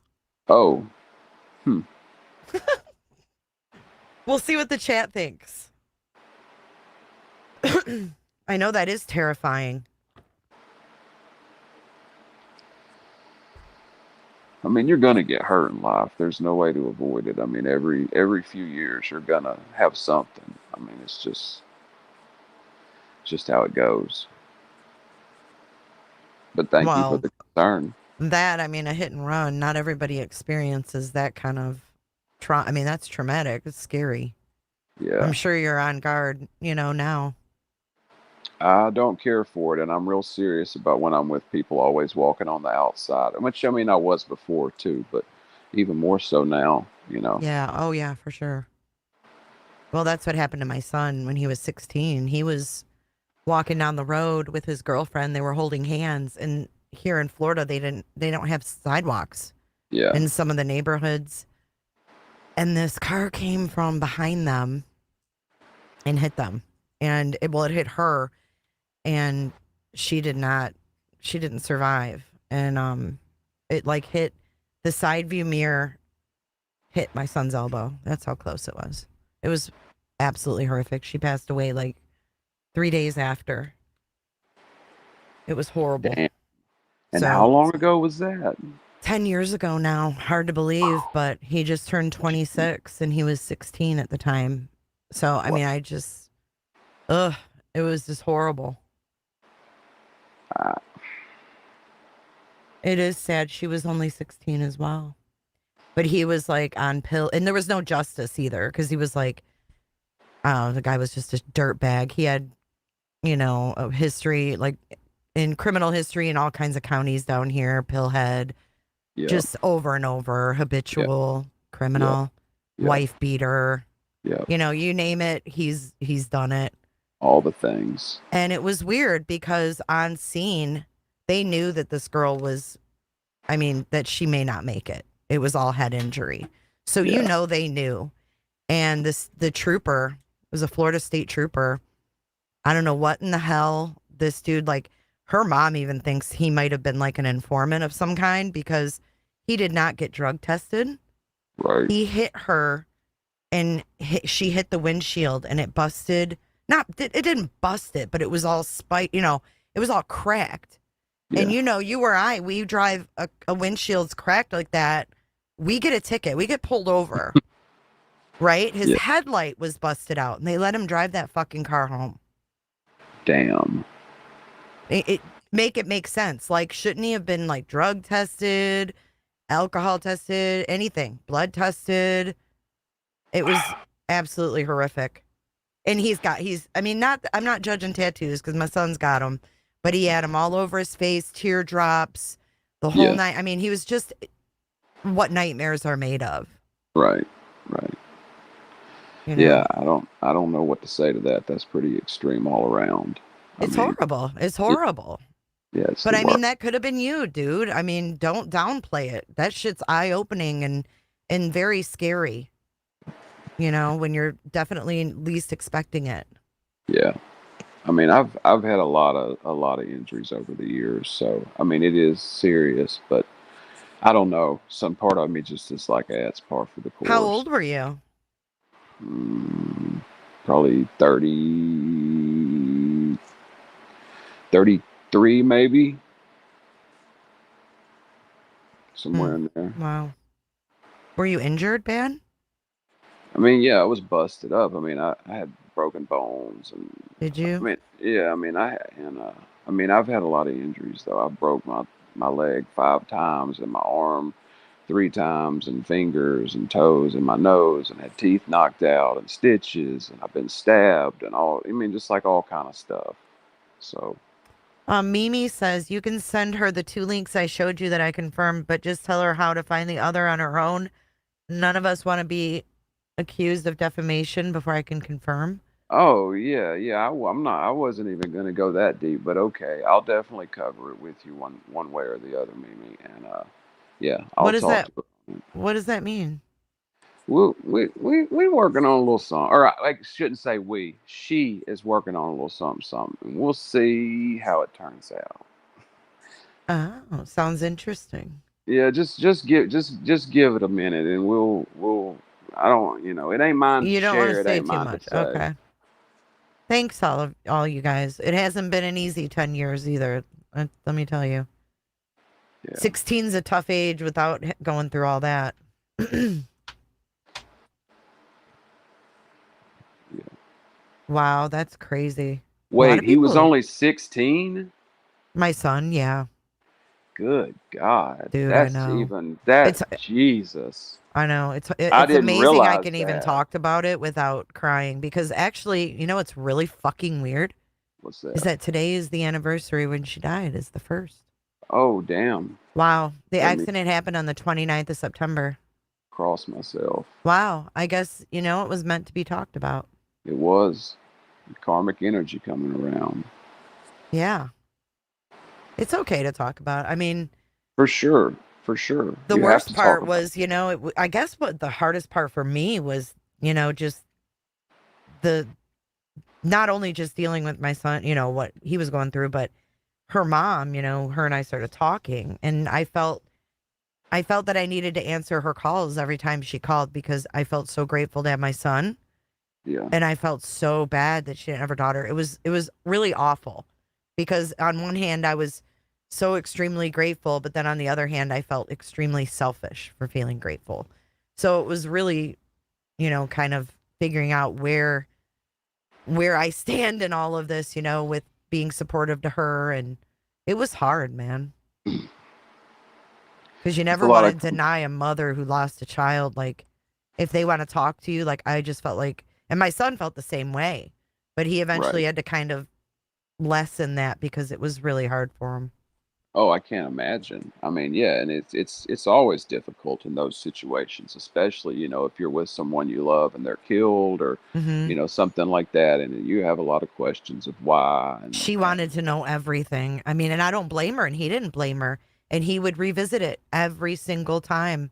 Yeah. And then it got to the point where his therapist was like, "You've got to stop doing this." Yeah. Because it's stunting you from healing, So he talked to her about it. When you see someone you love like that killed in front of you, I mean, even as an adult, it's really difficult. But as a child, I mean, my God, it's, I don't know. It's so, especially the situation you're describing, it's so sudden. It's so startling. It's so, when you're a kid, you're almost like infinite. You don't think about mortality. No, not at all. For that to just, smack like that, I can't imagine. I really can't. So I mean, my heart definitely goes out to your son, and Yeah, you so I too. I guess maybe it understand. was, thank you. And maybe it was meant to come out, because I didn't remember until, this came out today. I thought about it last night. I was laying there and I thought about the date and I was like, oh my God. And then it quickly slipped my mind, but I'm glad that it popped back in because, the prayers are definitely, they work. They definitely work. Yeah. But it was hard. Like, you're 16 and then, he had all these milestones come up, like graduating high school, turning 18, turning 21. And he never felt like he deserved to celebrate those Oh, days. And it was oh, hard. But now he yeah. does. Like That's now great to hear. he's more like, I'm so fucking grateful that I'm alive. Like there's a reason I'm here. Like you're right. Because we all just told him, like, there's a reason. Like we can't explain it, but there's a reason that you're still here, like, For sure. and not to say that she needed to go, but No, there's a of course reason that not. you Of didn't. course not. You know what I Yes. mean? Yeah. And just trying to get him to maybe get, and finally he did like grasp onto that, like, Well, the man, reason in is that, life is you're precious. here. Like, you're Hmm. here. You can still live. You can remember. You can carry on all the things she wanted to live and do and experience. You still can. And you can honor her in doing those things, I think. Or at least that's how I, Yeah. try to think about it. I do know this, though, I want to say, because I've experienced some of those feelings. And life is so difficult, even without major trauma or grief. You have to learn to celebrate your wins in life, and you have to learn to take pride and be grateful, because it can beat you down in so many ways. And if you don't celebrate things like what you're describing, graduations, big moments, it can be hard sometimes when the chips are down and things are going bad to not, give Yeah. in to some serious bouts of depression. And, it can He take so forced himself long. through it. You know what I mean? Like, Yeah, and that sometimes that's what you have to do to get your foot through that door. you do. You do. I mean, you just sometimes you got to fake it till you make it, as they Yep. say.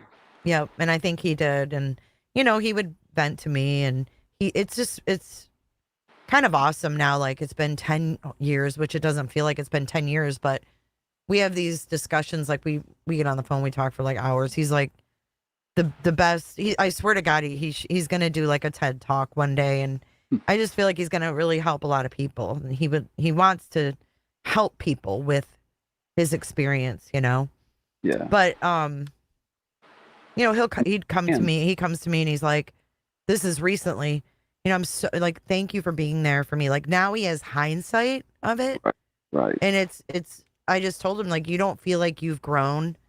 And then you sat here and just told me how everything, because he just recapped everything from when he was 16.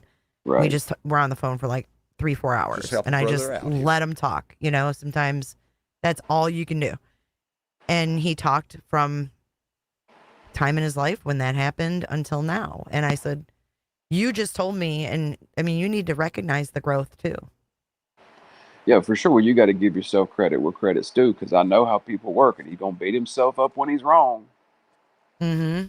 I mean, we all do it. We quick to pick up the ball bat when it's ourselves. So, I mean, you definitely do got to give yourself credit. Also, you said if that was 16 and it was 10 years ago, so he's 26 now. He has Mm-hmm. a fully adult brain too. And, at 25, they say is when all the Yeah.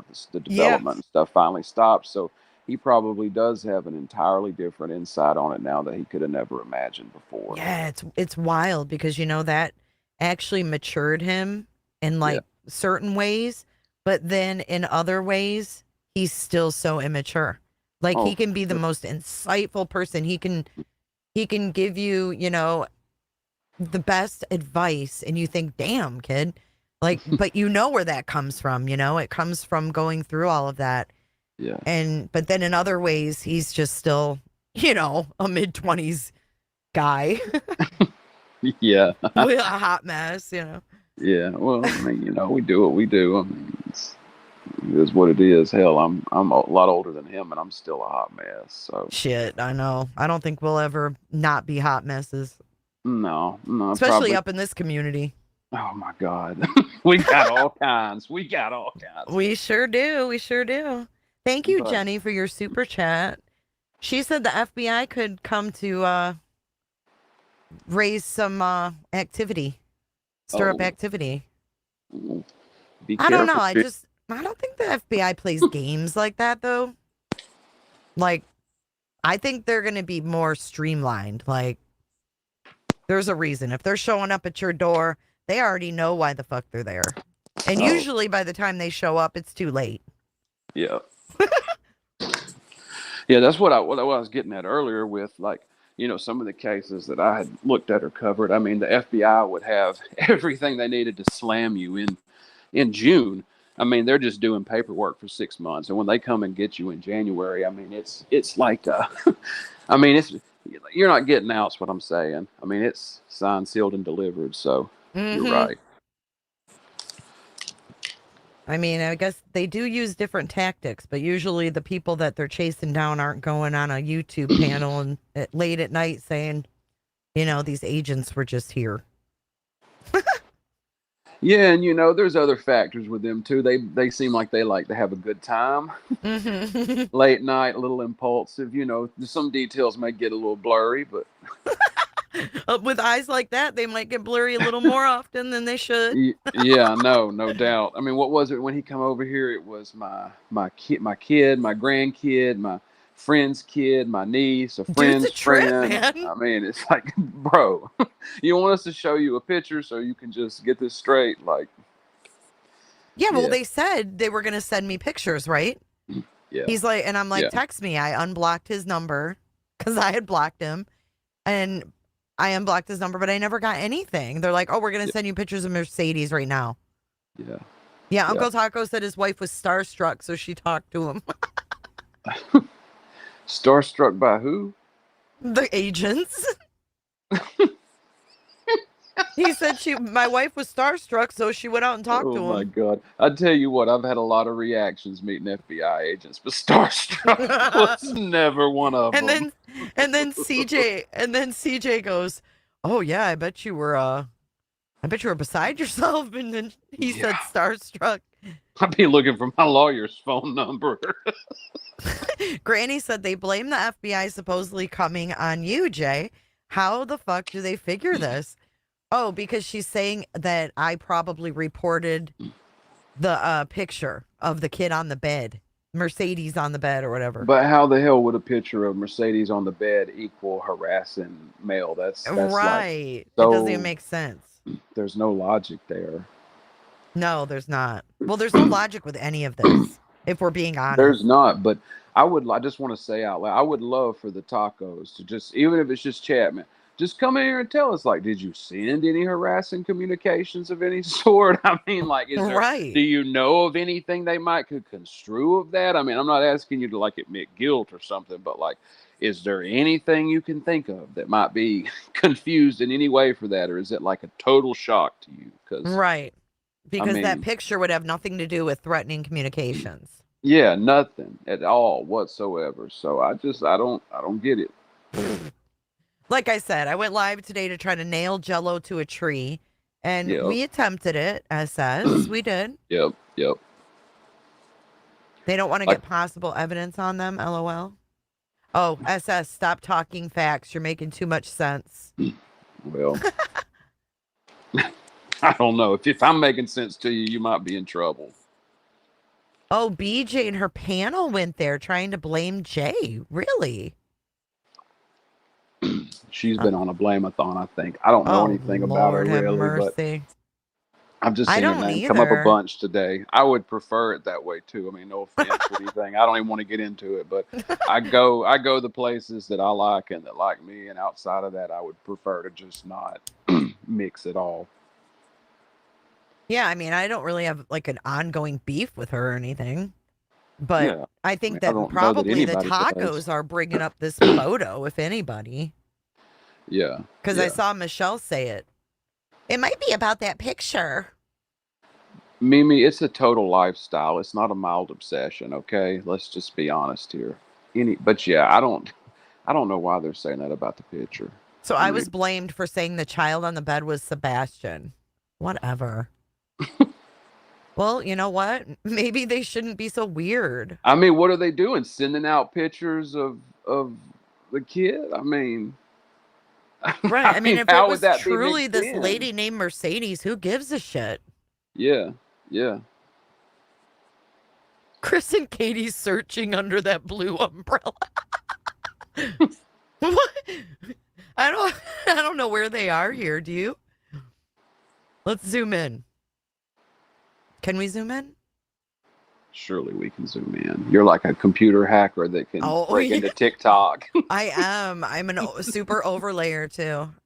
Oh, for sure, for sure. AI recreations. It won't let me zoom in. How about that? That's as much as I can get it. Which didn't zoom in at all. It just made the text smaller. Look. That's got to be. I've got this on my TV. That's got to be Chris. I can kind of see the mullet sticking out the back. Oh, of his yes, hat. it is. Let me screenshot it. I can see that Kentucky waterfall. Yeah. And you know what? I think it's funny that everybody thinks Chris looks so different because I don't think he does. I don't either. Not even remotely. Oh, Let's Remedy see. 200 IQ here. They say screenshot it, then you can zoom in. That's what I just did. Oh. Look. Wait. Hold on. I'm kind of a newbie with this program. Oh yeah, you're trying to play it off right now. How do you zoom this thing in? I am. Oh, totally. We done seen your baseball video. Baseball shit. Put me in, coach. That was awesome. Everybody was singing that for a week. Then I got copyrighted on it. I was like, darn it. Yeah. Okay, here we go. Let's see if this works. Voila. Here it is. See, I don't think he looks, now that he's got the facial hair again, he looks the same. I don't know him, so I have no baseline to compare it to other than the interview. So we've got SF Investigates on the far left. We got Cletus. We got Clue. I could not tell who was Cletus. I know, if everybody was wondering, yes, that's Cletus. And then we got on them Liberty overhauls. Yes, he does. Oshkosh Bagosh. And then we've got the lovely Clue. And then we've got Katie. And then we have Chris. And they're wearing green. And he has not been skipping shoulder day at all. Who, Chris? Yeah, he's been working them shoulders. When he sat down at the court and leaned over that, I was like, okay, I see what you've been up to. Chris. I think it's just funny that people are like, oh my God, he's unrecognizable. It's like, what? You don't even know them. I don't think that at all. I mean, it's so ridiculous, you know. I mean, I get it. My God, you can't imagine what they're going through, but to expect them to not get haircuts or smile ever again is so dumb. Right. I mean, you know, I really can't even imagine. You know, I sat there one day and I thought about it, and I thought, how do you get up every day? Yeah. With a whole new life without your child there. It's fucked. It's so fucked up. It's unimaginable. It really is. I mean, I really cannot put myself in those shoes because it's so painful.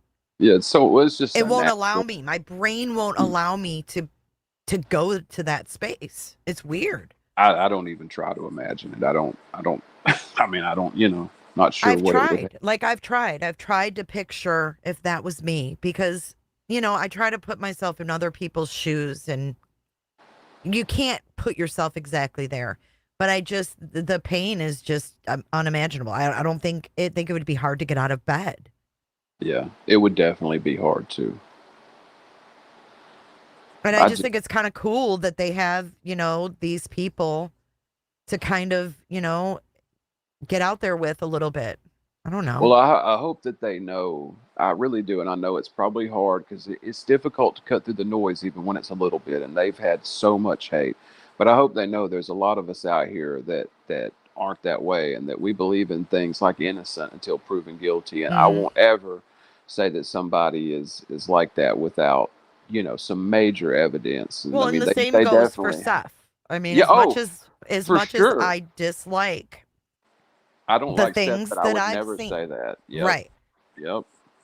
And, you know, the fact is, he's just not very likable from what he's presented to us. Now, people who know him may feel completely different about it.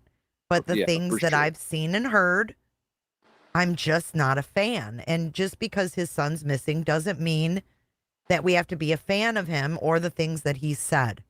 For sure. For Because sure. I've personally never heard, like, when I followed Summer Wells, Don Wells said some questionable things. They were never sexual in nature. They were never along those lines. He said weird things like, I'll see her in the resurrection, or she may be in someone's basement chained up. You know, those Yeah. things I thought were really weird visuals for a father of a missing 5-year-old to have. Right. And he got a lot of heat for those comments.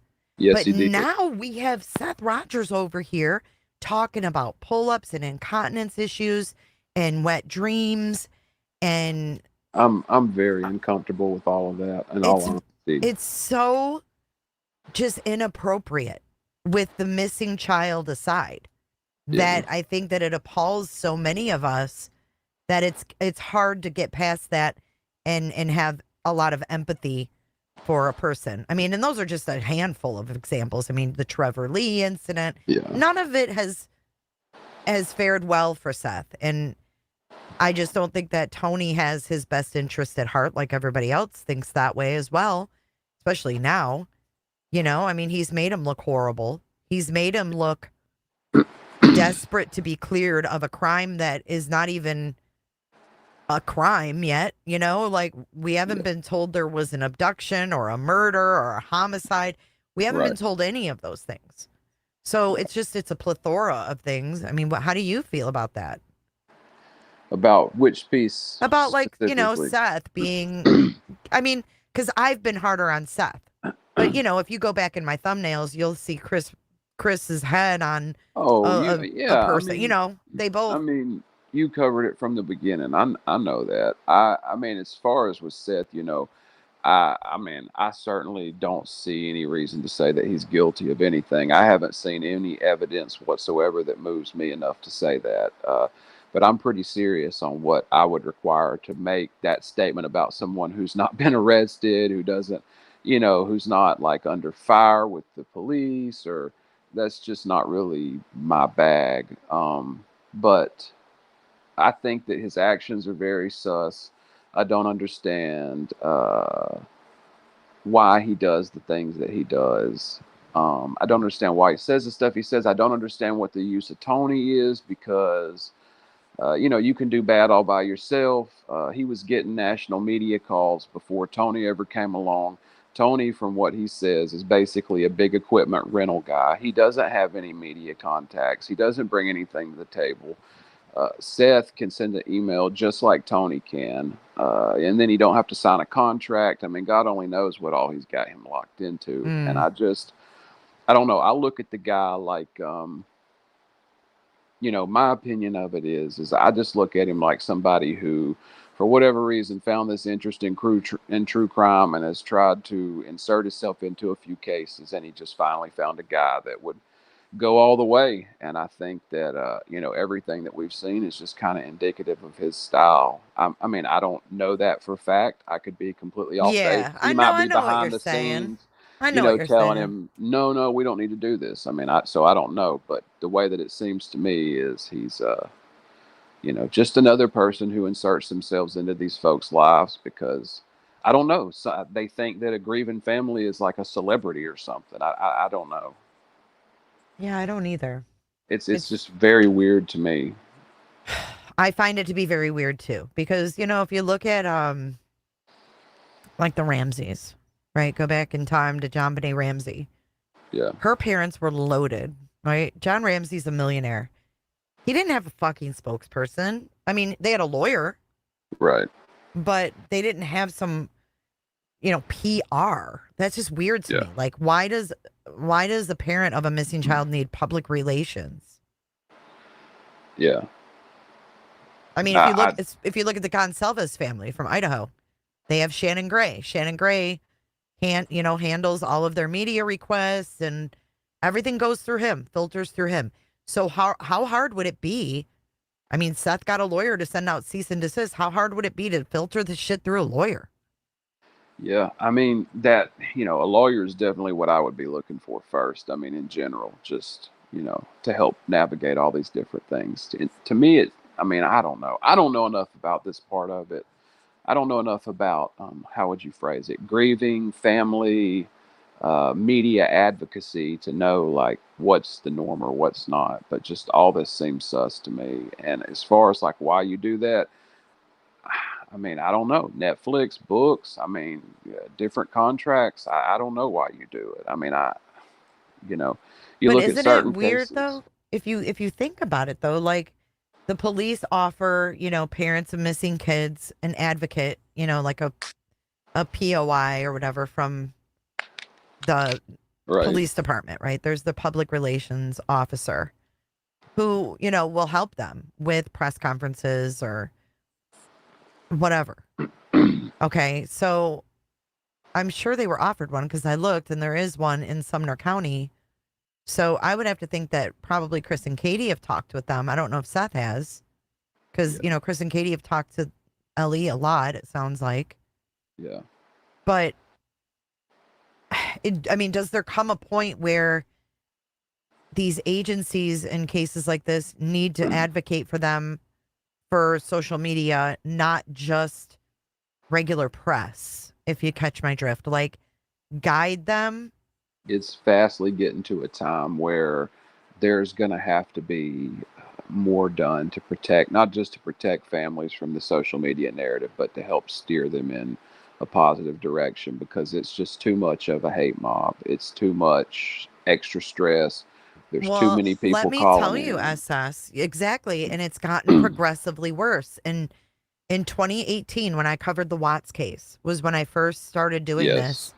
That's when I first started doing live or coming into lives is Yeah, with it the was in Watts. late 2018, right? When When, that yep, discovery came out. And it yep, was like, whoa, yep. there's live chat and all this stuff, all this stuff. I was here the Well, first night you had Lana on, and I had been here before that. oh my God. If you Ooh, go back and look at that within the talk about first two trauma. minutes, you'll see me literally saying, "No, I proved you wrong already." Like Same I was, name? Were you in the same name? Did you use the same it name? same account, so I'm sure it's yeah. That's so funny. Yeah, You no, were you go probably back. screaming. Oh, I was at losing my ever loving mind. I'm like, that's clearly the plane she was on. I literally said a car can't drive through a military base. Like she had this line, and it was clearly the plane was landing, and the cell phone started picking back up, and that was the GPS signal that she was showing. Because I pulled up the map, and I was like, just look at it. You can't drive through buildings, lady. Hmm. It's like very clear what happened, because when your plane comes down, it'll pick up before you actually hit the ground again if you don't put it on airplane mode. That's what. Anyways, Right. we don't need to argue stuff from 2018. I'm sorry. Continue. Well, no, I mean what I'm saying though is okay, so from my experience is that Chris Watt's mom Cindy was in a Facebook group. So right away, the crime happened, Facebook group was made. Right. She enters the Facebook group with Right. the name Cindy Watts. Right. And from that minute on, it was a nightmare. So she had several people cling on to her Yeah. and give her horrible advice and Yeah. put her in I horrible remember. position I right from the remember it. beginning. Yep. She sure did. Just it always confuses me how those folks get a hold of them so quick. Oh my God. I know. And, it's like, I know I've talked to Cindy about this. If I could go back, I would have never went on in any of those groups, Yeah. and it was Yeah. just like she was inundated from that I minute get it. forward. And then everybody started talking and thinking for her. And I think in her moment, she just went with it because it was Yeah. too much to take in. Yep. And she relied on them to take in whatever information was going on and reiterate it to her. Well, then she agreed to this damn interview. And Yeah. she told me when they were knocking on her door, she was hiding in a fucking closet because she Jesus. didn't want to do it. So gross. And she did it anyway. And it was a nightmare. I don't push past people's boundaries like that at all. It's the sickest thing in the world to me when people do that to others. Like Isn't I'm, it horrible? it literally disgusts me, and to think that I ever do that would just be the worst. I Try to be And they very became the respectful. most hated family for a Yes. very long time. I mean, now I think they're finally left alone, but It was awful. Yeah, for it sure. was horrible. And, I just think that a lot of people that, I mean, you don't have to like the Watts, and you can No, of think they course not. Of enabled course not. Chris, and, Yes. I mean, that's your opinion or whatever. But I think that it's important to also realize that they were thrust into something that they didn't expect. Yep. They didn't Yep. do it, so to speak. And it's just sad. And I've seen it, and it's progressively gotten worse. So we started out with this, oh, I'm in a Facebook group, and then they get on the phone, right? So they were Yep. talking to them on the phone and doing it that way. But now we have, I mean, just complete fuckery. We do, We've- and it progresses each time a little further too. It seems like a little quicker, a little wilder. I'm baffled by it, and I do want to say something on that too. I'm a little bit embarrassed to admit this now at this point, but um, if Don Wells ever were to hear this, I would do anything if he would go into his Facebook and look at his messages people send you when they're not friends. I don't know what you call that. like the other folder. Whatever it is, but if you send somebody a message and you're not friends, it don't just come through. I would love for him to go back and look at that the day after Summer, his daughter, went missing, and look for me in his messages, because I'm there, and I pleaded with him to not talk to anybody from YouTube because they would destroy his life.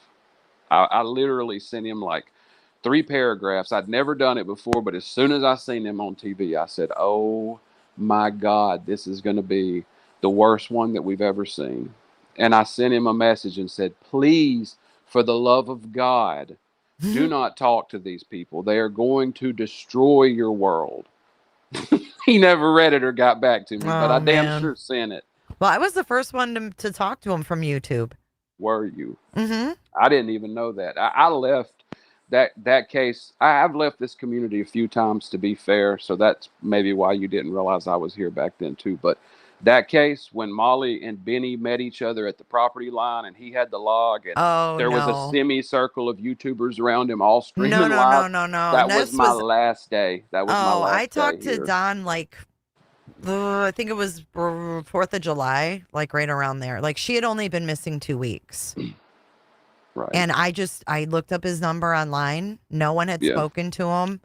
Yeah. And he answered, and we spoke, and then he agreed to do an interview. And I said, "Do you want to record it?" And he was like, "No, we'll do it live." And really, I mean, I just took the approach, like, I want to know about Summer. Tell me about, when you found out you were having a baby, and go from there. Right. And he did. And he did. And, I was very respectful to him. Yeah. But I also didn't say, "Hey, come in my channel and I'm going to give you a wrench and let's start, a GoFundMe for you." You know what I mean? And he never asked for shit. That's one thing I will say. Here's the thing is that this isn't going away. None of this that we're talking about is going away. None of this is going to change. People's mentality is not going to change. Hundreds of years ago, people would line up to watch folks get the guillotine. Okay. Like, this is going to continue. So to me, the answer is not like, how do you end it? It's how do you manage it? How do you minimize the conflict that you can? And so what you're describing, I'm certainly not trying to say no family should talk to someone like you in that situation. I just think there needs to be guidelines, there needs to be guidance, there needs to be higher standards. YouTube needs to do a better job of policing itself. The community needs to do a better job of not accepting and following folks that are harassing and going real life. And we just, I think we all got to put our heads together and just do better, because the amount of hate that's generated out of this broader community is completely unacceptable, and it's embarrassing to be a part of. I am ashamed a lot of days at how people behave, and I do everything I can to try to not act that way. I use this example a lot, the Delphi case. It's the perfect example, I personally feel, because that case got over 70,000 e-tips. Okay. There was over, and like, think about this. God. There was over 70,000 tips that we all called in, emailed in, sent in to everybody. Right. And they had their suspect, who they ended up arresting, 1.5 weeks into the case. And an Mm-hmm. oversight is why he stayed free and clear for as long as he did. Imagine if those investigators didn't have to pour over 70,000 BS tips. Imagine how quick they would have came back to Richard Allen and how much different the entire complexion of that would be. Imagine how much less suffering the families would have went through. We, by we, I'm talking about the The community public, yeah. broadly, we literally extended their grief by years. Like, we have to do better. It's not, it's like we just have, it's just not optional. Well, you know how that whole thing busted open is that Keegan Klein. Yeah, That for that sure. whole thing was messed up. So like they raided Keegan's house, I think within 5 days of the murders. But what happened was, okay, so this is what a lot of people don't know. And I've been always wanting to do like a deep dive and like explain this, but it's fascinating to me because here we had a murder overlap with pedo investigation, right? So it Yes. turned into a pedo investigation after they found the bodies. So within a few days, or 5 days or whatever it was, they raid the Klein house. Well, Keegan Klein had been selling either Instagram accounts or devices after, getting the hookup set up, is what I think. This is my Right. opinion about Right. what they were doing. Right. But it sounds to me like he was doing the grooming and then he would pass off a meetup. Right. That's kind of what it seems like. So, anyways, I think that, Keegan Klein set up the meet because he texted and he said something about after he heard the girls were missing, he texted that account, the Anthony Shots Instagram, or messaged it, DM'd it, and said, what happened with the meetup or something. And the person who had the Anthony Shots said they didn't show up. Mm. And then I think Keegan got the message they didn't show up and heard the bodies were found and said, oh, fuck, and got rid of everything. So when they raided his home, all his shit, they didn't have anything to tie him to it. Nothing. Yep. So they literally had to surveil him for 1.5 years to let him build back up with that Yep. CP. And then they arrested him on it. But I they hear you. never connected the two. Right. But it was wild how that went down. Yeah, it definitely sounds like it. I don't know as much about that, but I do know there was always rumors that in the first week, 5 days sounds right, there was a raid involving the case, north of where it happened at, but we never got anything on it. So No, and it was that wild makes sense. because they actually did a plea with him, and his plea bargain was for I don't know, like 40 years or some shit. Like he was facing a lot of time. He had a lot of bad stuff. He was doing some bad things. Oh yeah, for sure. But I just thought that was crazy. Like he got rid, because we all think, these investigations, but he got rid of everything. Oh, And they had to for wait. sure. Right? And then they had to watch and surveil and wait for him to do more of these things. He was doing some nasty shit. He had like baited girls that were, young teens, and he'd get them to do things because he was using this hot guy's picture. And he would have them do things and send videos. Well, the two girls, Abby and Libby, were sending videos to Anthony Shots up until 2 a.m. Right. the day before the meetup. Right. So they got pulled, I think, into Keegan's web. And then I think that Alan bought the meetup. What always was weird to me, or what I never understood about that, is all the information about Keegan being at that gas station, that Chevron or whatever, the day that happened. And that gas station is only 3 or 4 blocks from where Richard Allen lived. I forgot about that. That's always been so weird to me, that part of it. I don't understand that aspect. No, I forgot about that.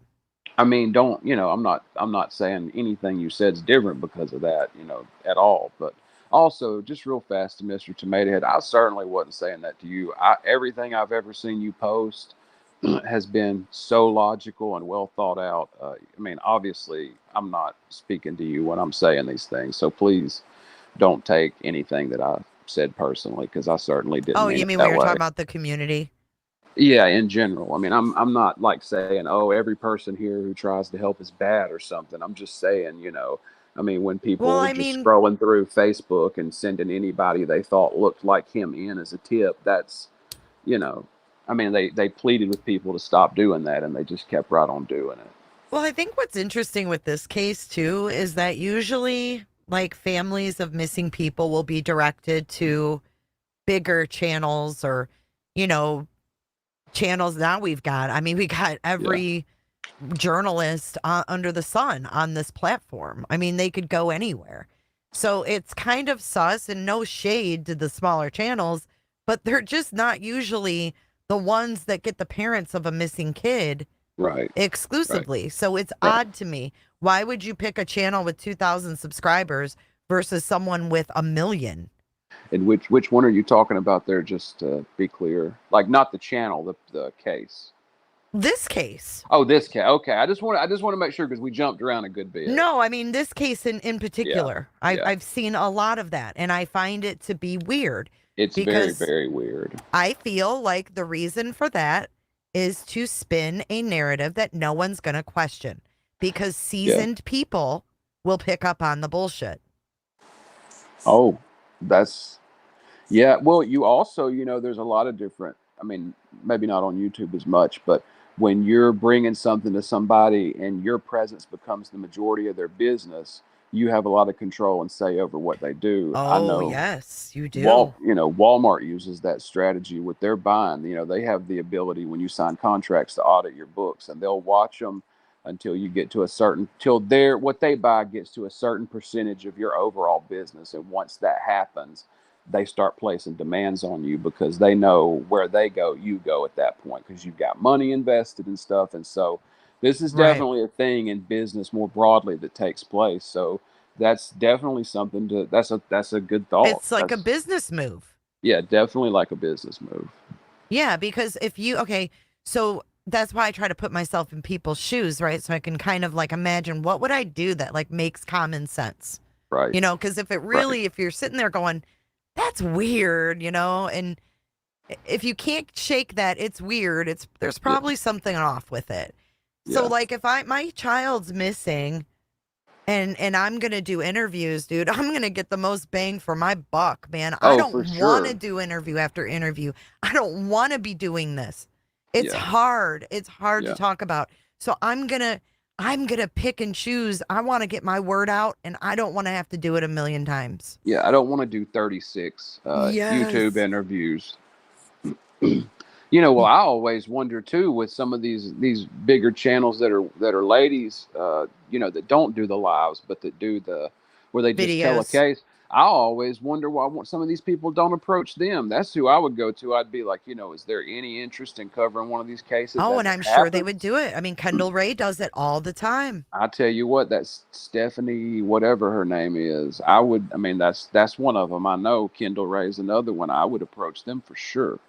I mean, Kendall Ray does cases all the time, even if she doesn't have family involvement, but she's done several Well, with then family that's involvement. So why would you ignore the Kendall Rays yeah. and go to the, two, Yes, 5,000, yes, yes. because I agree. okay, you take a subscriber count. How much of a percentage of those people are actually listening on a regular basis? Not very Right, many. right, Not very many. right. So my hat's off to people like Granny who pull in the fucking viewers Yep. with a smaller subscriber count. That says a Yeah. lot about her. And I don't think people realize that. You can have 14,000 subscribers and bring in numbers.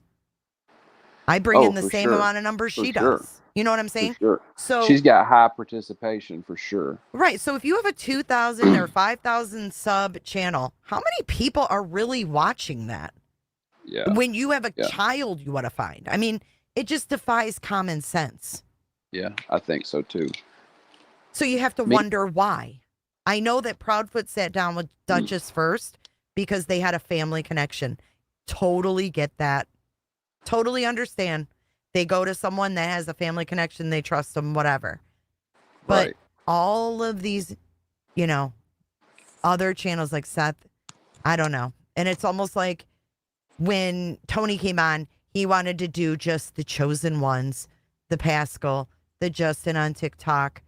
Who else was chosen? I mean, now there's more chosen ones. But in the beginning, he was trying to go for larger. Jen Coffindaffer. He was trying to hit up larger ones. He wanted to get me on the phone to get Seth on, you know.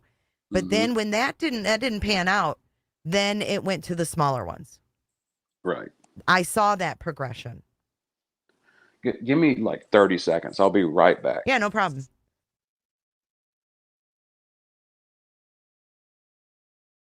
What is Michael's problem? Hey, Wee Frosty, I haven't seen you in a long time. That is so scary, spiritual. Ugh.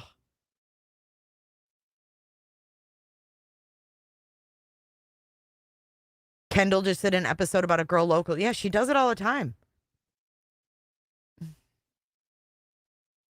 Why did they talk to Olivia? Well, she's a big TikToker, guys. She has a huge following. I understand why people. What? Her husband died today? Say what? Did he really? The last I saw, he was putting out videos of them arguing. How the hell did he die? Damn, he died? The hell? That's wild. How did he die, Jenna? God, the last I saw, he was playing dirty in that divorce and he was saying she was a cheater and putting out like videos. I'm like, there is no way I'm covering that. Yeah, no, it I was stay away nasty. from that. Yeah, I'm not getting involved with that. No.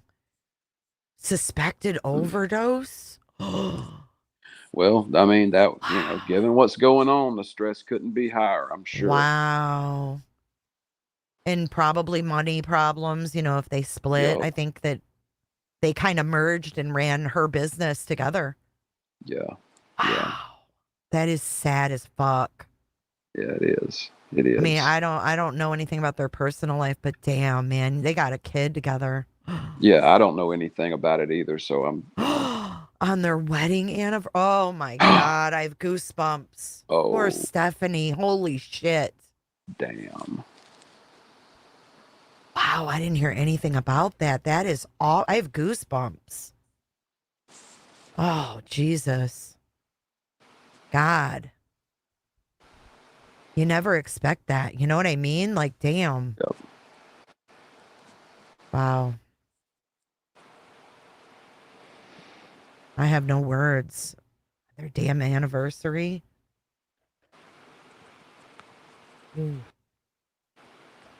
That's fucking heavy. Oh, it doesn't get any heavier than that. I mean, those lives irreparably changed. Jesus. And she's a public figure. Like, that's fucked up. Like, Yep. Cheeto Kim, we're talking about Stephanie Harlow's husband, apparently, from what they're saying in chat. Let's see if I can find anything about that. Yeah, do that because I'm not saying that anybody. Well, I mean, I don't know if doing she's like made a statement. You know what I mean? Yeah, that's kind of what I was. But if it just happened today, yeah.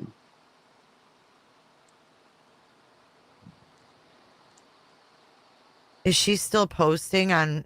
Let me see if she's still posting on YouTube. Jesus, that is awful. All right, let's talk about something else, SF. Yeah. Oh, Yeah. Jesus. I don't remember where we were at. We were She talking hasn't about posted in 2 weeks, or she hasn't made a video in 2 weeks. I don't know how often she uploads videos, but yeah, I don't either. it's cool, Tomato Head. I wanted to be sure that I didn't you didn't take any kind of offense to that, just because, I mean, like I've told you many times, everything I've ever seen you say has been extremely logical and spot on. So you're very well spoken. I would love for you to come up and talk on panels sometime. That's like a voice that needs to be amplified. But yeah, I think we were talking about the differences in small channels, big channels, why they would choose to go on to such little ones when you could go on to a bigger one and get more publicity Yeah. out of it, and how perhaps, you do it because you can kind of control what they do.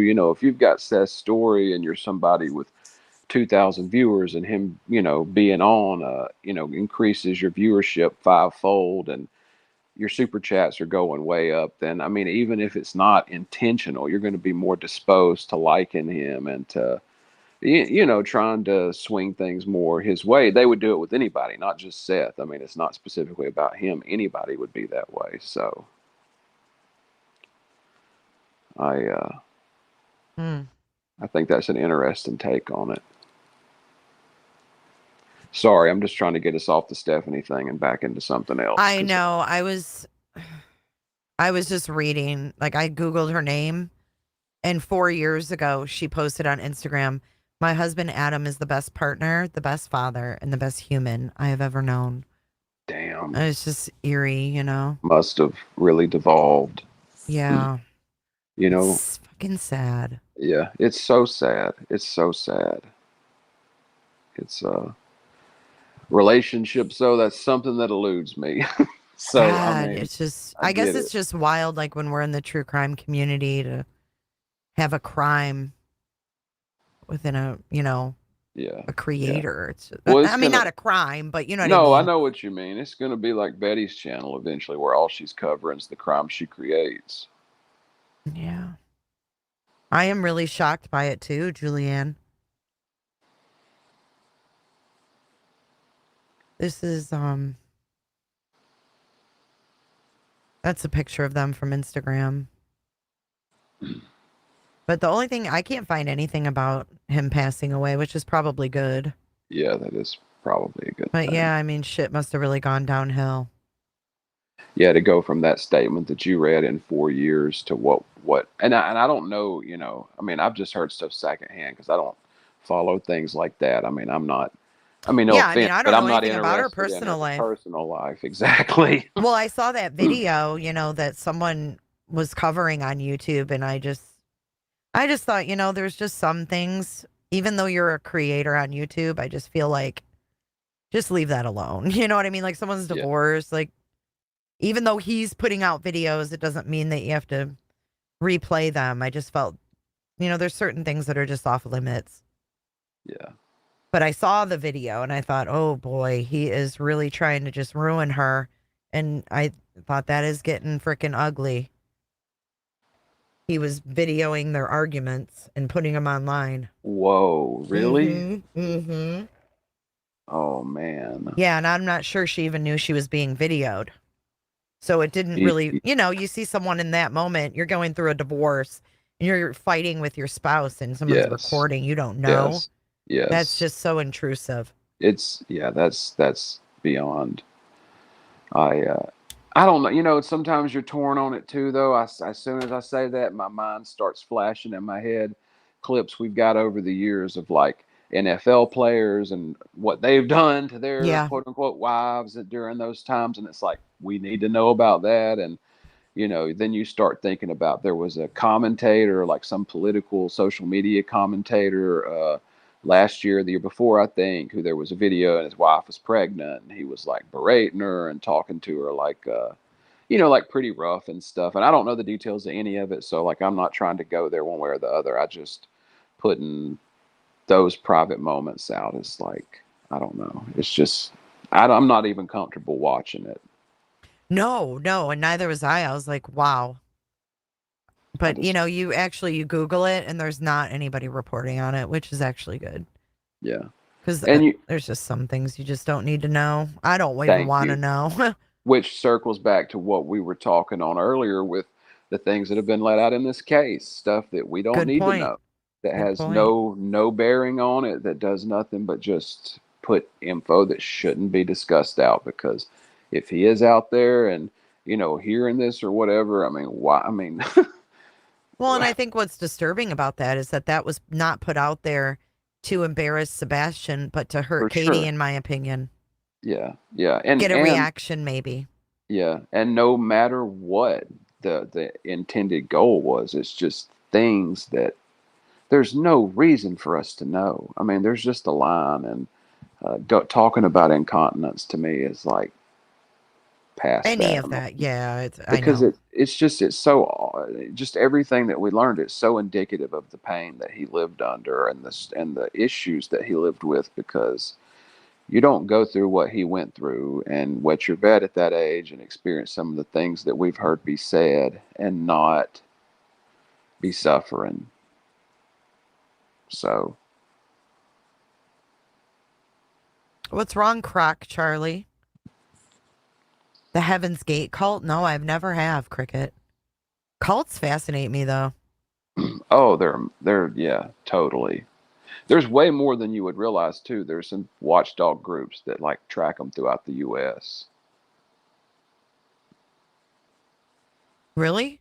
Oh yeah, there's tons of them. I mean, even around me, there's like 3 different ones. There's one pretty famous one that the Vatican actually excommunicated, and then they started living on this commune together, and they started doing all this weird intermarriage stuff, and it's gotten way out there. But you'd be amazed. Every state's got them. Hell, one cult owns them damn sandwich shops. They Which got one in San Diego. They got one in Chattanooga. They got one up near where Mara Murray went missing. I mean, all of them, everything, the music they play, the food that they eat, the furniture in there, everything about it is all made by the cult. They have these compound weird. farms, and it might be they do this the steam sandwiches. It's something weird that they do that they're like famous for. I don't know if it's Yellow Deli or not. Well, 12 I was tribes. floored That sounds right. when I found that one cult, when that football player's son went Yeah, missing yeah. in that cult in Tennessee. You'll have to tell What the me about heck this. was that called? It was Bryson Muir. Hang on. What was that Bryce. called? Oh. Come on. We covered it, guys. I can't remember. No, Sassy Firehouse was literally started at a firehouse by firemen. It's this one right here. Look. And this is freaking Tennessee. Mimi, I'm sorry. I must have not listened good enough then. You can just try again. It's this. Here. Bryson Muir live. We're told both former Colts player Daniel Muir and the mother of Bryson were in custody and arrested. Yeah, now facing preliminary charges. We're also told that Bryson has been found and he is okay. We've been following this story for some time now, a couple weeks after police say Bryson went missing on June 16th. Let's get right out to Eric Graves now. Most important update of the day, of course, Bryson Muir, the 14-year-old who has been missing for 17 days since June 16th, has been found and appears to be safe and well. He is now in the custody of the Cass County Department of Child Services. We are hoping to hear more from state police. We believe we'll be able to talk to them later on this Picture because a lot of people zoom in. We know that there were multiple men and women that lived here, and we know that they lived on the land. You can see that they garden, and I understand from just the people I've talked to and what we've been able to see on social media that they build those own places. I mean, they even talk about how they live.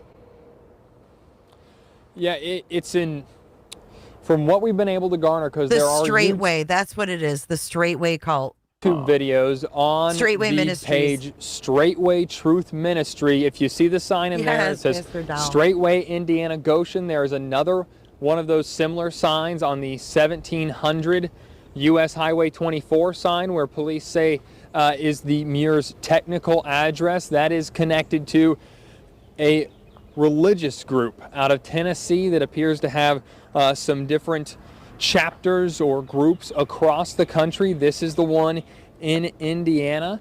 Of course, it appears to be led by Daniel Muir, former Colts defensive lineman, and the person at the center of this investigation. So their main hub is in Tennessee, and they have They have different ones. They have them in like Wisconsin, Illinois, That's so Indiana. interesting. The one that I was telling you about, the sandwich shop, also started in Tennessee. Really? Yep, it did. And then Connecticut and then California and all over. So That's we wild. covered him, the Pastor Dowell, and he actually Yeah. commented on one of my videos. Oh. Yeah, he wasn't happy with my thoughts, but Well, come on, Pastor Dowell. this Come is on, Pastor listen. Dowell, Come and on. he's in Tennessee, but it's kind of scary.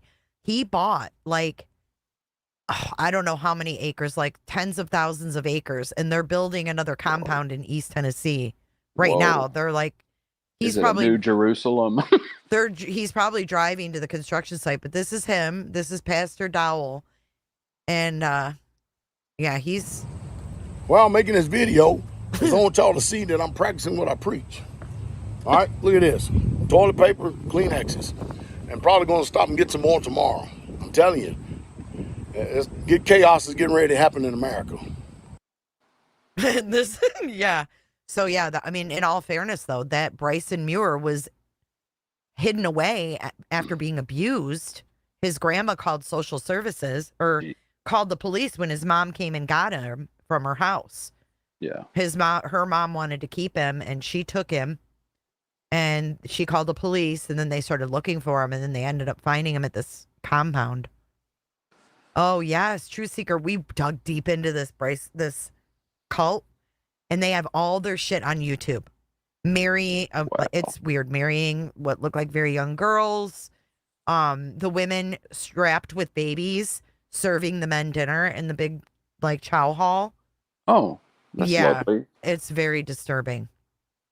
Women are pretty much baby makers for them.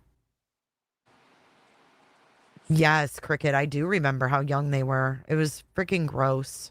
It's like the fundamentalist church of Latter-day Saints. It's the same way for them. You know, they actually, their town is on the border between Arizona and Utah. And they just, the way they avoided raids for a long time was they would move people back and forth across the line. It's a pretty crazy setup. I mean, that cult is extensive. You know, I read a thing that said there was up to 300,000 people, at least at one point here 10 years ago or so, living in polygamy from northern Mexico to southern Canada involved with that church. God. Yeah, that's a pretty large bit. And that's the one that Warren Jeffs, was over. Hey, look, I don't mean to laugh, but look at my ad. It says make lying wrong again on that ad. My algorithm knows I hate liars. Yeah, we all hate liars. It says if I'm quiet and smiling, you might want to run. But anyway, here's Pastor Dowell. Yeah, crank it up. And then here is wait, hold on. Are they going to show not a video the this time? I thought it was a video. No, it's not a video. I thought we were going to get to hear him speak, share some of his good news. No, I've already gone over him. Oh my God. But all these ex-NFL players are involved. There's another one too. What was his name? He's the one in Wisconsin. Really? Kabir. His name, he's a Green Bay Packer Hall of Famer. Kabir Gajabamila. And he was arrested in 2019 for posting threatening messages to his children's school after he objected to their participation in a Christmas program. Oh, yeah. He then later described, police later arrested the Hall of Famer after people described as his followers showed up at the children's Christmas event armed with handguns later that day. Yeah, so sensible. Such a sensible response.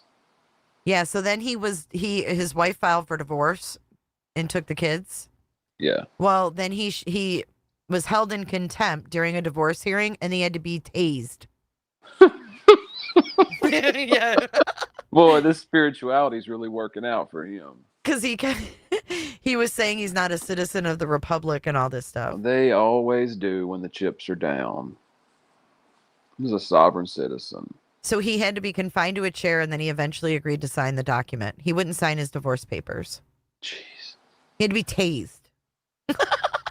So ridiculous. You can't make it up, but these people do crazy ass things. Oh my God. Yeah. It makes you wonder why. I don't know. I don't understand them. I don't understand a lot of this though. I mean, But this this isn't. Dowell, when this happened, he compared the raid to find Bryson to the raid in Waco. Whoa. Yeah, they were all preparing for a big raid in Tennessee. That could have got ugly, especially if they're willing to show up in mass at a kids Christmas play with handguns. I mean, Right? what would you do to, the government coming onto your compound? Jeez. I know, it's crazy. We should dig into some cults, though. I'm sure Oh, there's tons that I've never heard of. there's some really amazing cult records out there of like, some of them have their own music and like their own entire styles. There's some really crazy stuff. I bet. The one that did the sarin gas attack in Japan, he led a cult, like a Shinto cult, and he has 2 or 3, like, actually pretty good records. Not gonna lie, it's like psychedelic rock music. I just wonder what's gonna. Yeah, they got an allowance of like $50 per person a month, but then the compound. This is the Dowell one in Tennessee, well, in Indiana where it was busted, but they got like a $300 alcohol allowance per week. The men only. $300 in alcohol a week. Yeah, for the men. The women couldn't drink. They I only hate got $50. alcohol. Yeah, alcohol's a big thing for them. Dowell gets drunk and goes live on YouTube.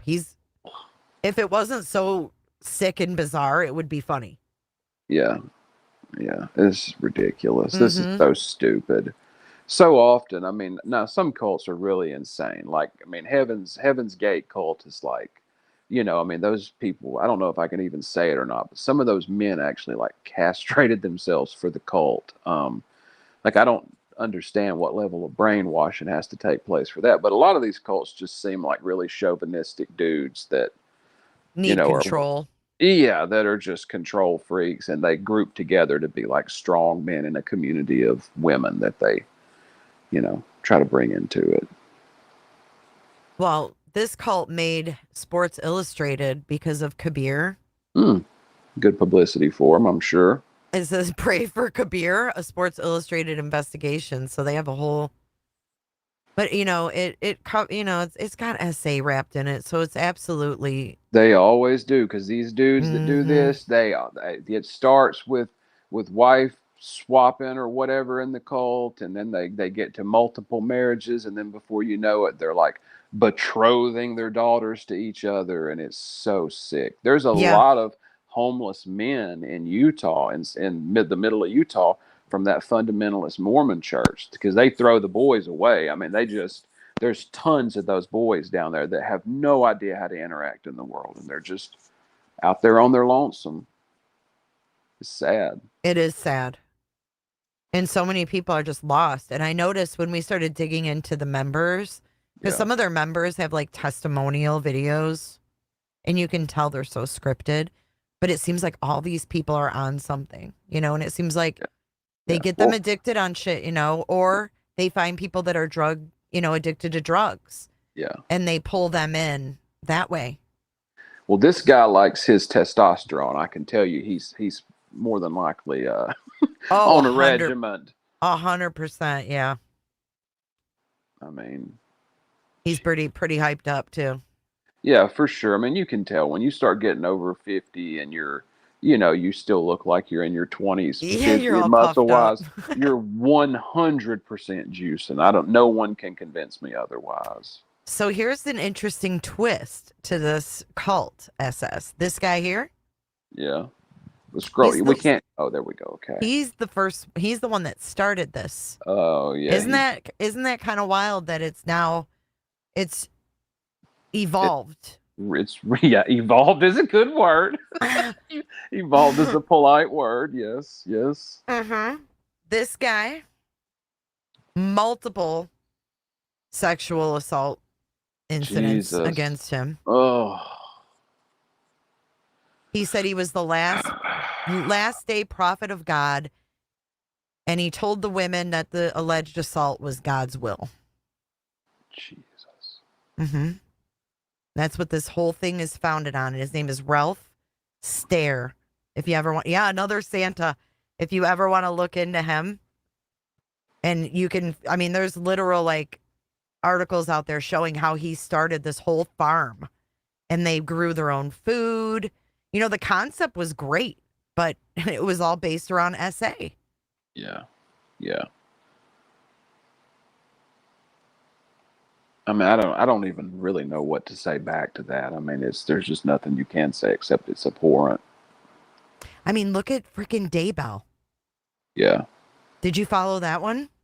I followed it to some extent, but once cases get to the legal part of it, Oh, you don't I, follow it. I back off. I'm just interested in the psychology and the mystery part. Gotcha. No, I mean, I'm not saying I won't watch interrogations. I definitely do. I was going to ask if you like watching interrogations. I do like watching interrogations because I enjoy seeing how individuals react under different situations. But the trial is a little too like clinical, clerical for me. Now there's some great crosses. I'll watch a good cross examination. It's just too long, too drawn out. it's that, and it's just a lot of like, I don't know. I feel like I should be taking notes, and like there's going to be a test or something afterwards, and it just don't do it for me quite the same. You know, I guess the cases that are really intriguing to me watching the trial is the ones like we don't have answers on. So like finding out how everything went down. Now that's interesting. Yeah, but just like to watch a trial, just to watch a trial. I get what you're saying. I dated a girl one time, and she was all about, like, she was law school, you know, the whole nines. And her favorite. She's actually who got me into this back during Top Mom. But her whole thing was the court. I mean, she didn't even really care about the stuff before it. But when the court would start, like, she started with jury selection, and she watched every second that she could. She just loved it. I mean, and it just never did it for me. But the psychology part of it, the profiling type thing, the catching them, the mystery, that intrigues me. Yeah. It depends on the case for me, you know. Like that's fair. That Melly, whatever, that Rico case has been going on for months and months. Like, I just can't. Like, I'll try to get into a trial. Yeah. But if I just am not, you know, it just doesn't catch my attention. Like everybody watched Depp for the zingers. Yeah, see, I wasn't really into that one. I'm not a big Hollywood person, so I'm not really. I'm not either. I don't like him. Like, I never really liked him as an actor. Yeah. So I'm not a big fan, so I wasn't really interested in it. It was huge, though, here on YouTube. Well, I just got the clips sent to me every day of like the days. Yeah, the clips were fun to watch. Biggest like clapbacks or whatever. I mean, it was almost like a damn reality TV show or something. Almost. It was. It didn't even feel real to me. Honestly. No, it didn't to me either. It felt almost scripted. It felt like a distraction. It felt like they were distracting us from something else. Because it definitely caught the attention. Then we had Chinese balloons flying over military bases. Yeah. We can really put our tinfoil hats on. Well, did you see that China has cut off adoptions outside of their country? No, I haven't. That just happened just this week. No more Chinese babies to be adopted out of China. What does that mean for all those kids? Well, I don't know, but here's what I do know because of the laws they had in place around the amount of babies people had. They're going to have major population issues coming because there were so many aborted girls. Their population is heavily shifted male right now, and there's not enough females. And so in the coming decades, even though they have a large population now, you're going to see that retract to some degree if they don't figure out a way to take care of it. And so they're probably trying to hold these people back and maybe fund a better orphanage type system with education and stuff to try to provide, down the road, additional labor force, spouses for people who may be in that odd age group where there's not enough. That's just off the top of my head. You know, I don't know the real reason, but that's, the thing. What did she say? Well, they're sending all the random men across. Okay. Well, there's been a ton of Chinese men that came over the Mexican border, which was fucking Well, When I I can tell watched you, the JLR, I was like, yeah. wait a minute, why are they Chinese? Why are they not Mexican? What the fuck's going on here? And they Well, got they nice got that. clothes. The only deep water port on that whole coast is at Ensenada, and Ensenada's not an hour from the border, so it makes sense to me. And if you ever But go, China? well, I mean, I'm saying they probably come over here on those ships, on container ships and stuff, and then just get off at the port and head an hour north to I the think border. it's more sinister than that. They come over in these nice ass clothes, all military age males. Oh. That's terrifying to me. Well, I mean, there's always going to be plots like that going I think on. 120,000 came over the border, or maybe not that many. Don't hold me to that number. I don't think it was that high, but there was tens of thousands. I just heard it on the news. Don't let China scare you, Plant Diva. They're set up for some major failures in the coming couple of decades. They're overhyped at best. See, I don't think so. They I was are. watching. We're was it moving away Queen? from globalism to some extent. They're going to be in major trouble. I think it depends on who our president is. Honestly, Well, I'll tell you this. Well, you know what? It's not. They're buying all that We'll random. see. They're buying all that random property by our military bases. I just don't know why we're letting them do that. Yeah. It's weird. Yeah. In Michigan, where I used to live, they just bought tons of, in the whole state, all these people and the people that live around there. They went to, like all these congressional hearings about it, ended up didn't give a fuck what they thought. They still sold the land to the Chinese. So what are they doing? Yeah, I mean, I don't know all the different plots that they have, but we'll see how it shakes out. Well, of course not. I mean, you can't. I mean, of course not. I don't know. I don't want to get up here talking about all this because I don't want any blowback from somebody. I don't. Well, no, I'm just saying. Want to get into politics. No, I don't want to get into politics either. But I was going to say the other day I was watching. I think it was Queen. Maybe it was someone else. I don't know. I was just reading the chat. I had it on my TV. And somebody brought up Temu. And I was just reading the comments. And so many people were like, I love Temu. Temu's my jam. And I'm just like, oh, no. Like, Temu is not good. Like, it's just, we're buying from China. I mean, get all our pet supplies from Temu. But is it any different than buying from Chinese goods in the American stores? I don't know. But it just seems crazy to me that we have this app, on our phones, and it's so easy to buy these cheap goods from China, that we might buy at our dollar stores. I didn't know anybody really used it. Fuck, this chat blew up. I've never used it. All these people were like, yes, I love it. I get all my pet supplies. I get this. I mean, we buy things that are China made here every day, but for sure, dollar stores are closing. And don't tell me it's not because of Temu. Everything is super cheap. And I saw people saying, the shipping wasn't too long, and it's crazy. I didn't know anybody used it. I don't know anybody that's used Temu personally, but that doesn't mean anything bigger. I mean, I'm not making that. And it's such an invasive app, like TikTok. It's very, like, casino-ish. So, like, my girlfriend signed up, and she's like, oh, my God, I sent you a link. So, of course, I push on it on my phone. And then I get all these pop-ups with like wheels and, click here and you'll get, 100% off one item. And it's like, this is the craziest shit. It's just so funny to me how little faith people have in us and our people. I don't know. That's my main point. I just think that, well, they hit us. You don't have enough. I think that people don't have enough respect for the abilities that we really have. And I mean, I don't even really know how to have this conversation too seriously. I mean, China, of course, is number 2. There's no argument there, and they're going to stay there. I mean, I don't know. I'm not even Misty.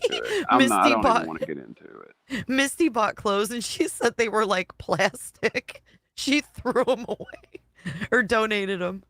Well, I mean, none of their sizes. I mean, if their sizes are off. Yeah. If you've ever ordered Asian clothes before, I mean, from over there, their sizes are crazy to start with. I mean, even if they try to put it in American sizes, you need to go 2 or 3 sizes up. At least.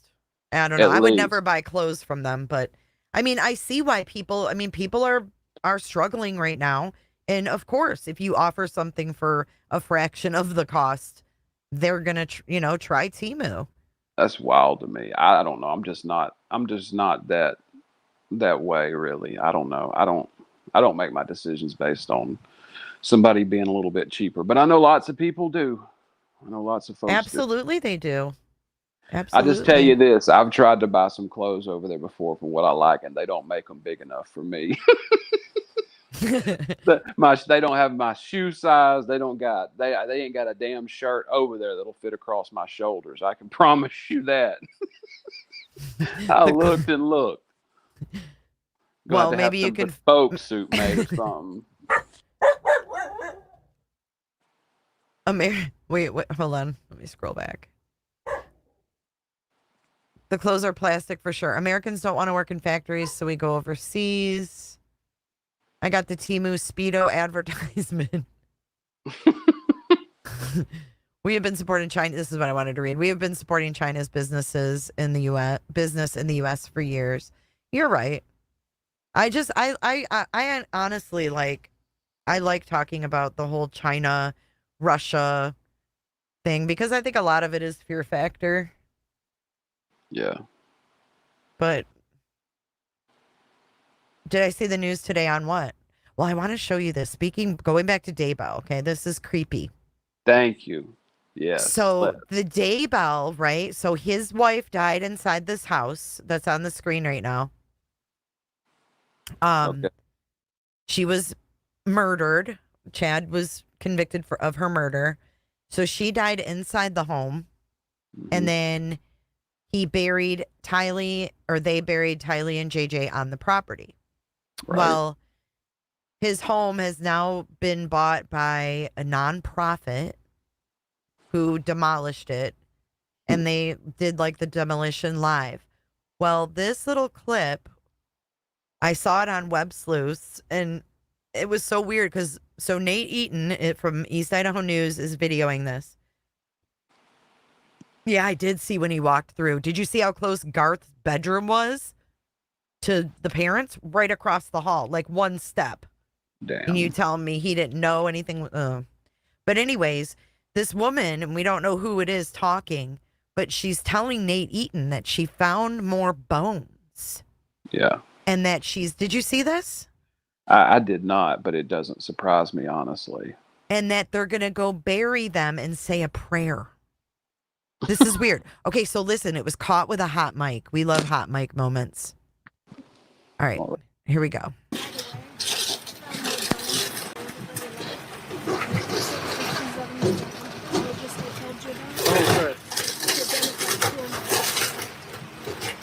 And you can't see the captions.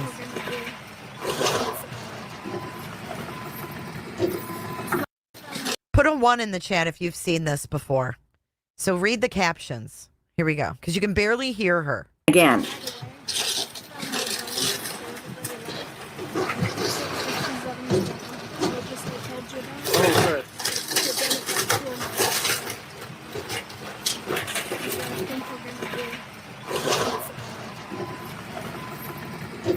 Collect everything we can. They obviously don't care. And maybe just put them in something that we find and bury them out here somewhere. And you guys say some nice, prayer.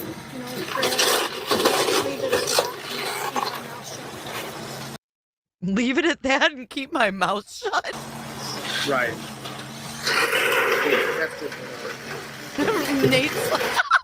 Nate's like, okay, lady, stop talking because this is a hot mic. But yeah, I mean, if you've already said that there's bones, I mean, what else? What more could you possibly say that's going to be? You're going to shut your mouth after the bones, not before. Got it. Right. And I don't know who that's I don't know if it kind of sounds like Emma Daybell, but I don't know. But I don't know who that is. But they're saying there were tool marks on the bones and that they sent pictures of the bones to the anthropologist and she identified tool marks. And there were tools that were used to, I hate saying it, dismember Tylee that they collected from Chad's house or shed, barn, whatever.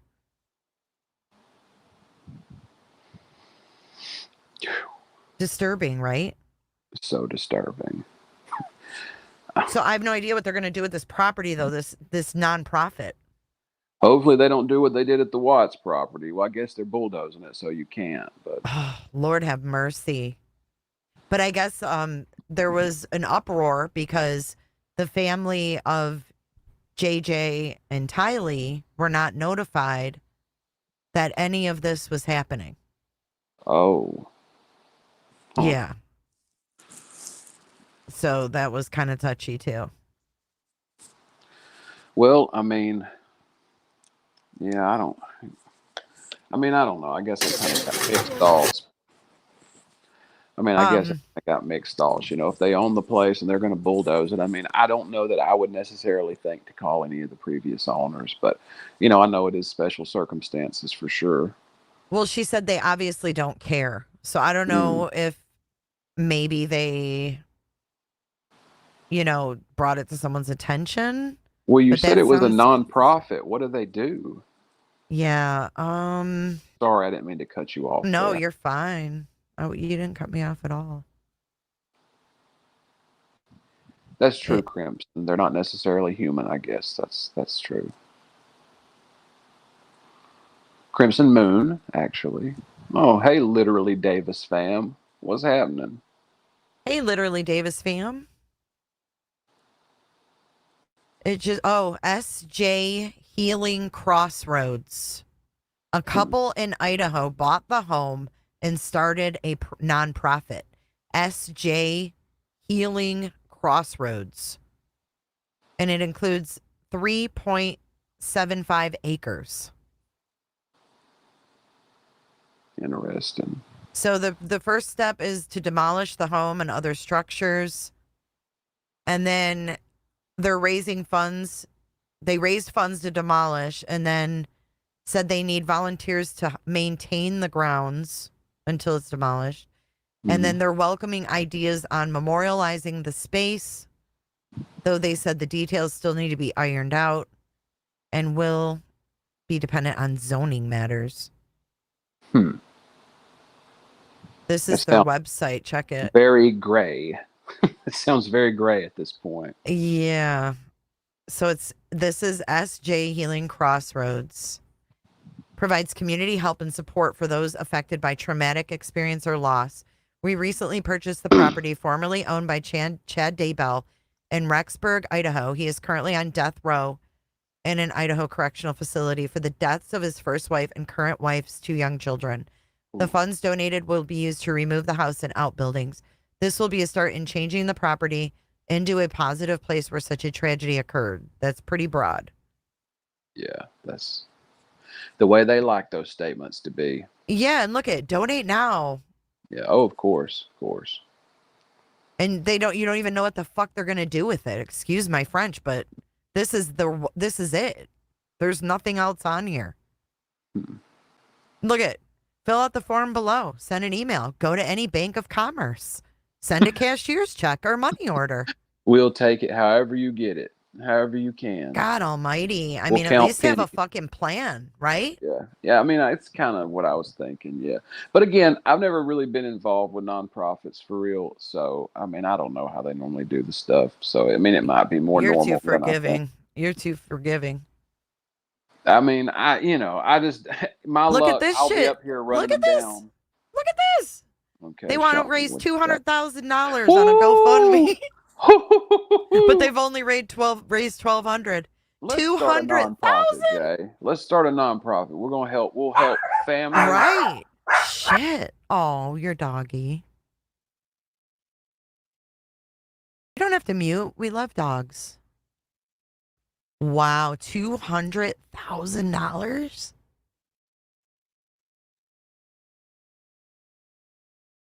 They don't even say what they're going to do. They just say they're going to transform this site from one marked by sorrow and tragedy into a place of peace. In other words, they're going to, what do they want to build, a house? Kids' place? What kind of kids' place? I don't know. Dogs, no hallowed ground is off limits. Shaniqua. Come on, baby. Come on. What's her name?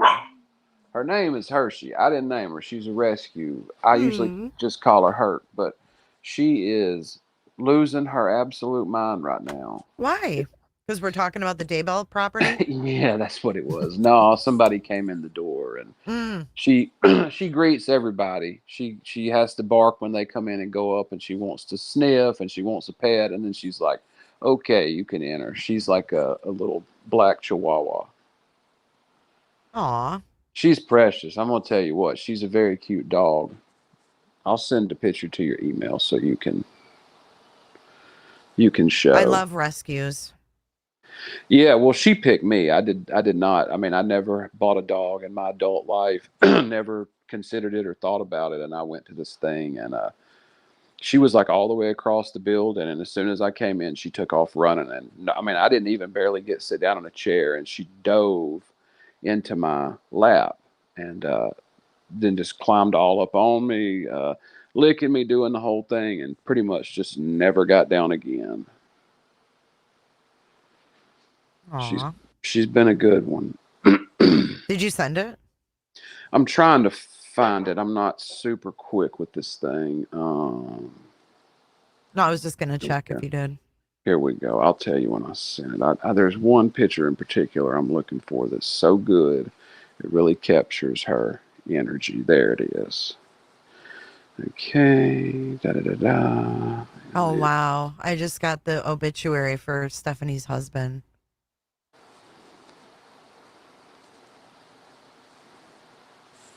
Wow.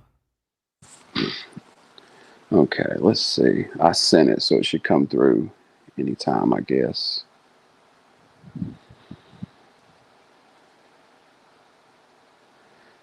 Yeah, she did pick me, y'all.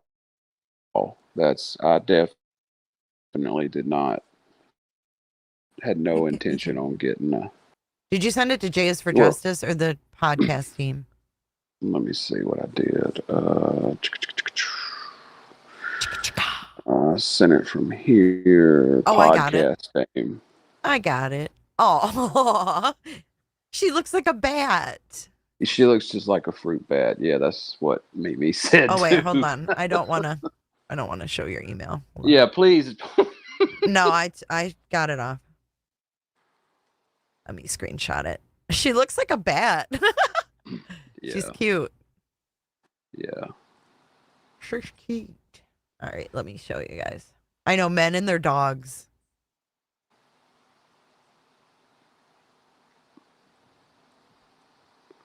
What's that supposed to mean, Crimson?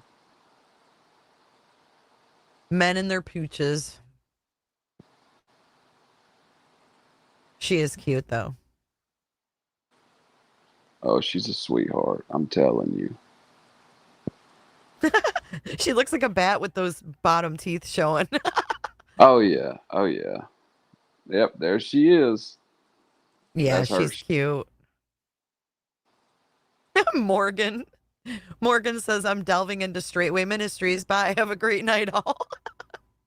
Good luck. Let us know if you need us to pull you out of the rabbit hole. They are great, literally Davis fam. So I can't agree more. And thank you, Casey and Crimson. She's been good for me, for real. So I don't know. I guess we'll follow and see what the hell happens with Daybell House. yeah. Oh, We'll yeah, see. yeah. That's a whole thing. You said they were going to demolish a house to build a house, huh? Well, no, I'm just guessing. Yeah. I don't know what they're going to do. They're just saying they're going to make it a peaceful place. So I don't know. I know. Isn't she cute, you guys? I know. She looks sweet. Very grateful. I love rescue dogs. They're so grateful. Yeah. Oh, My cat, we came back from a hurricane. It was 2 years ago. We evacuated and went to a hotel, came back, and I had this cat here with baby kittens, and she looked like a kitten herself. And I was like, oh my God. And they were so scared. They kept hiding and finally got the mom out. And that's the one I have. But we have this rescue here in my county that comes and they trap the cats. It's just for cats. They fix them and then they bring them back because we have so many that, live outdoors. But they Right. fix them, so they don't have more. But we Right. had all the kittens fixed, and then I don't know, they scattered. Like, we don't ever see her babies, but she's ours, and her name's Mama. Well, it's Emmy, but we call her Mama. And she's just the sweetest thing. You can just tell she's just so grateful. Like, we had the hurricane, just this past week, and she was laying on the couch looking out the window, and I'm like, you're so grateful that you're not out there right now. Like, Oh, you know it. You you're know it. like, thank you so much. She's just so sweet. But anyways, I think I'm going to wrap this up. Yeah, I've got to be getting on to dinner myself. I know. I can't believe it's 7:00 already. Oh my God, it's so late already. Does she like cheese? Yeah, that's how I usually give her pills and stuff. Aw. Yeah. So Cute. Well, thanks for coming up. no, thanks for having me. It's always a pleasure. Yeah, absolutely. Have a good rest of your night. All right. Yeah, y'all too. Do you know how to leave, or do I have to kick you? I think I know how to leave. I know this one's different than Streamlabs or StreamYard, whatever it is. Flip the picture upside down and add a tree for your profile. Yeah, I don't know. I mean, why would kids want to play, though, on property where kids were buried? It's just kind of eerie. I guess there's really no good outcome for the property at all. No, I enjoyed it too, Patty. I'm glad he came up. It's always nice to have someone to bounce things off of instead of always talking to yourself. You guys are always more than welcome. When I pin that link, you guys are more than welcome to come up and chit chat, give me your thoughts and all that good stuff. But I wanted to show this before we go. This is the obituary for Stephanie Harlow's husband. And I'll share the link in the chat. This is so very sad. I just can't believe it. It happened this way. So if you guys want to read it, there it is. But I'm going to go ahead and end this. Thanks, guys, for joining. Thank you for the super chats, becoming cooters, and all that stuff. Thank you, SS, a.k.a. Matthew McConaughey. Yeah, and, pray for Stephanie and her family. That's not good. Yes, Stephanie Harlow.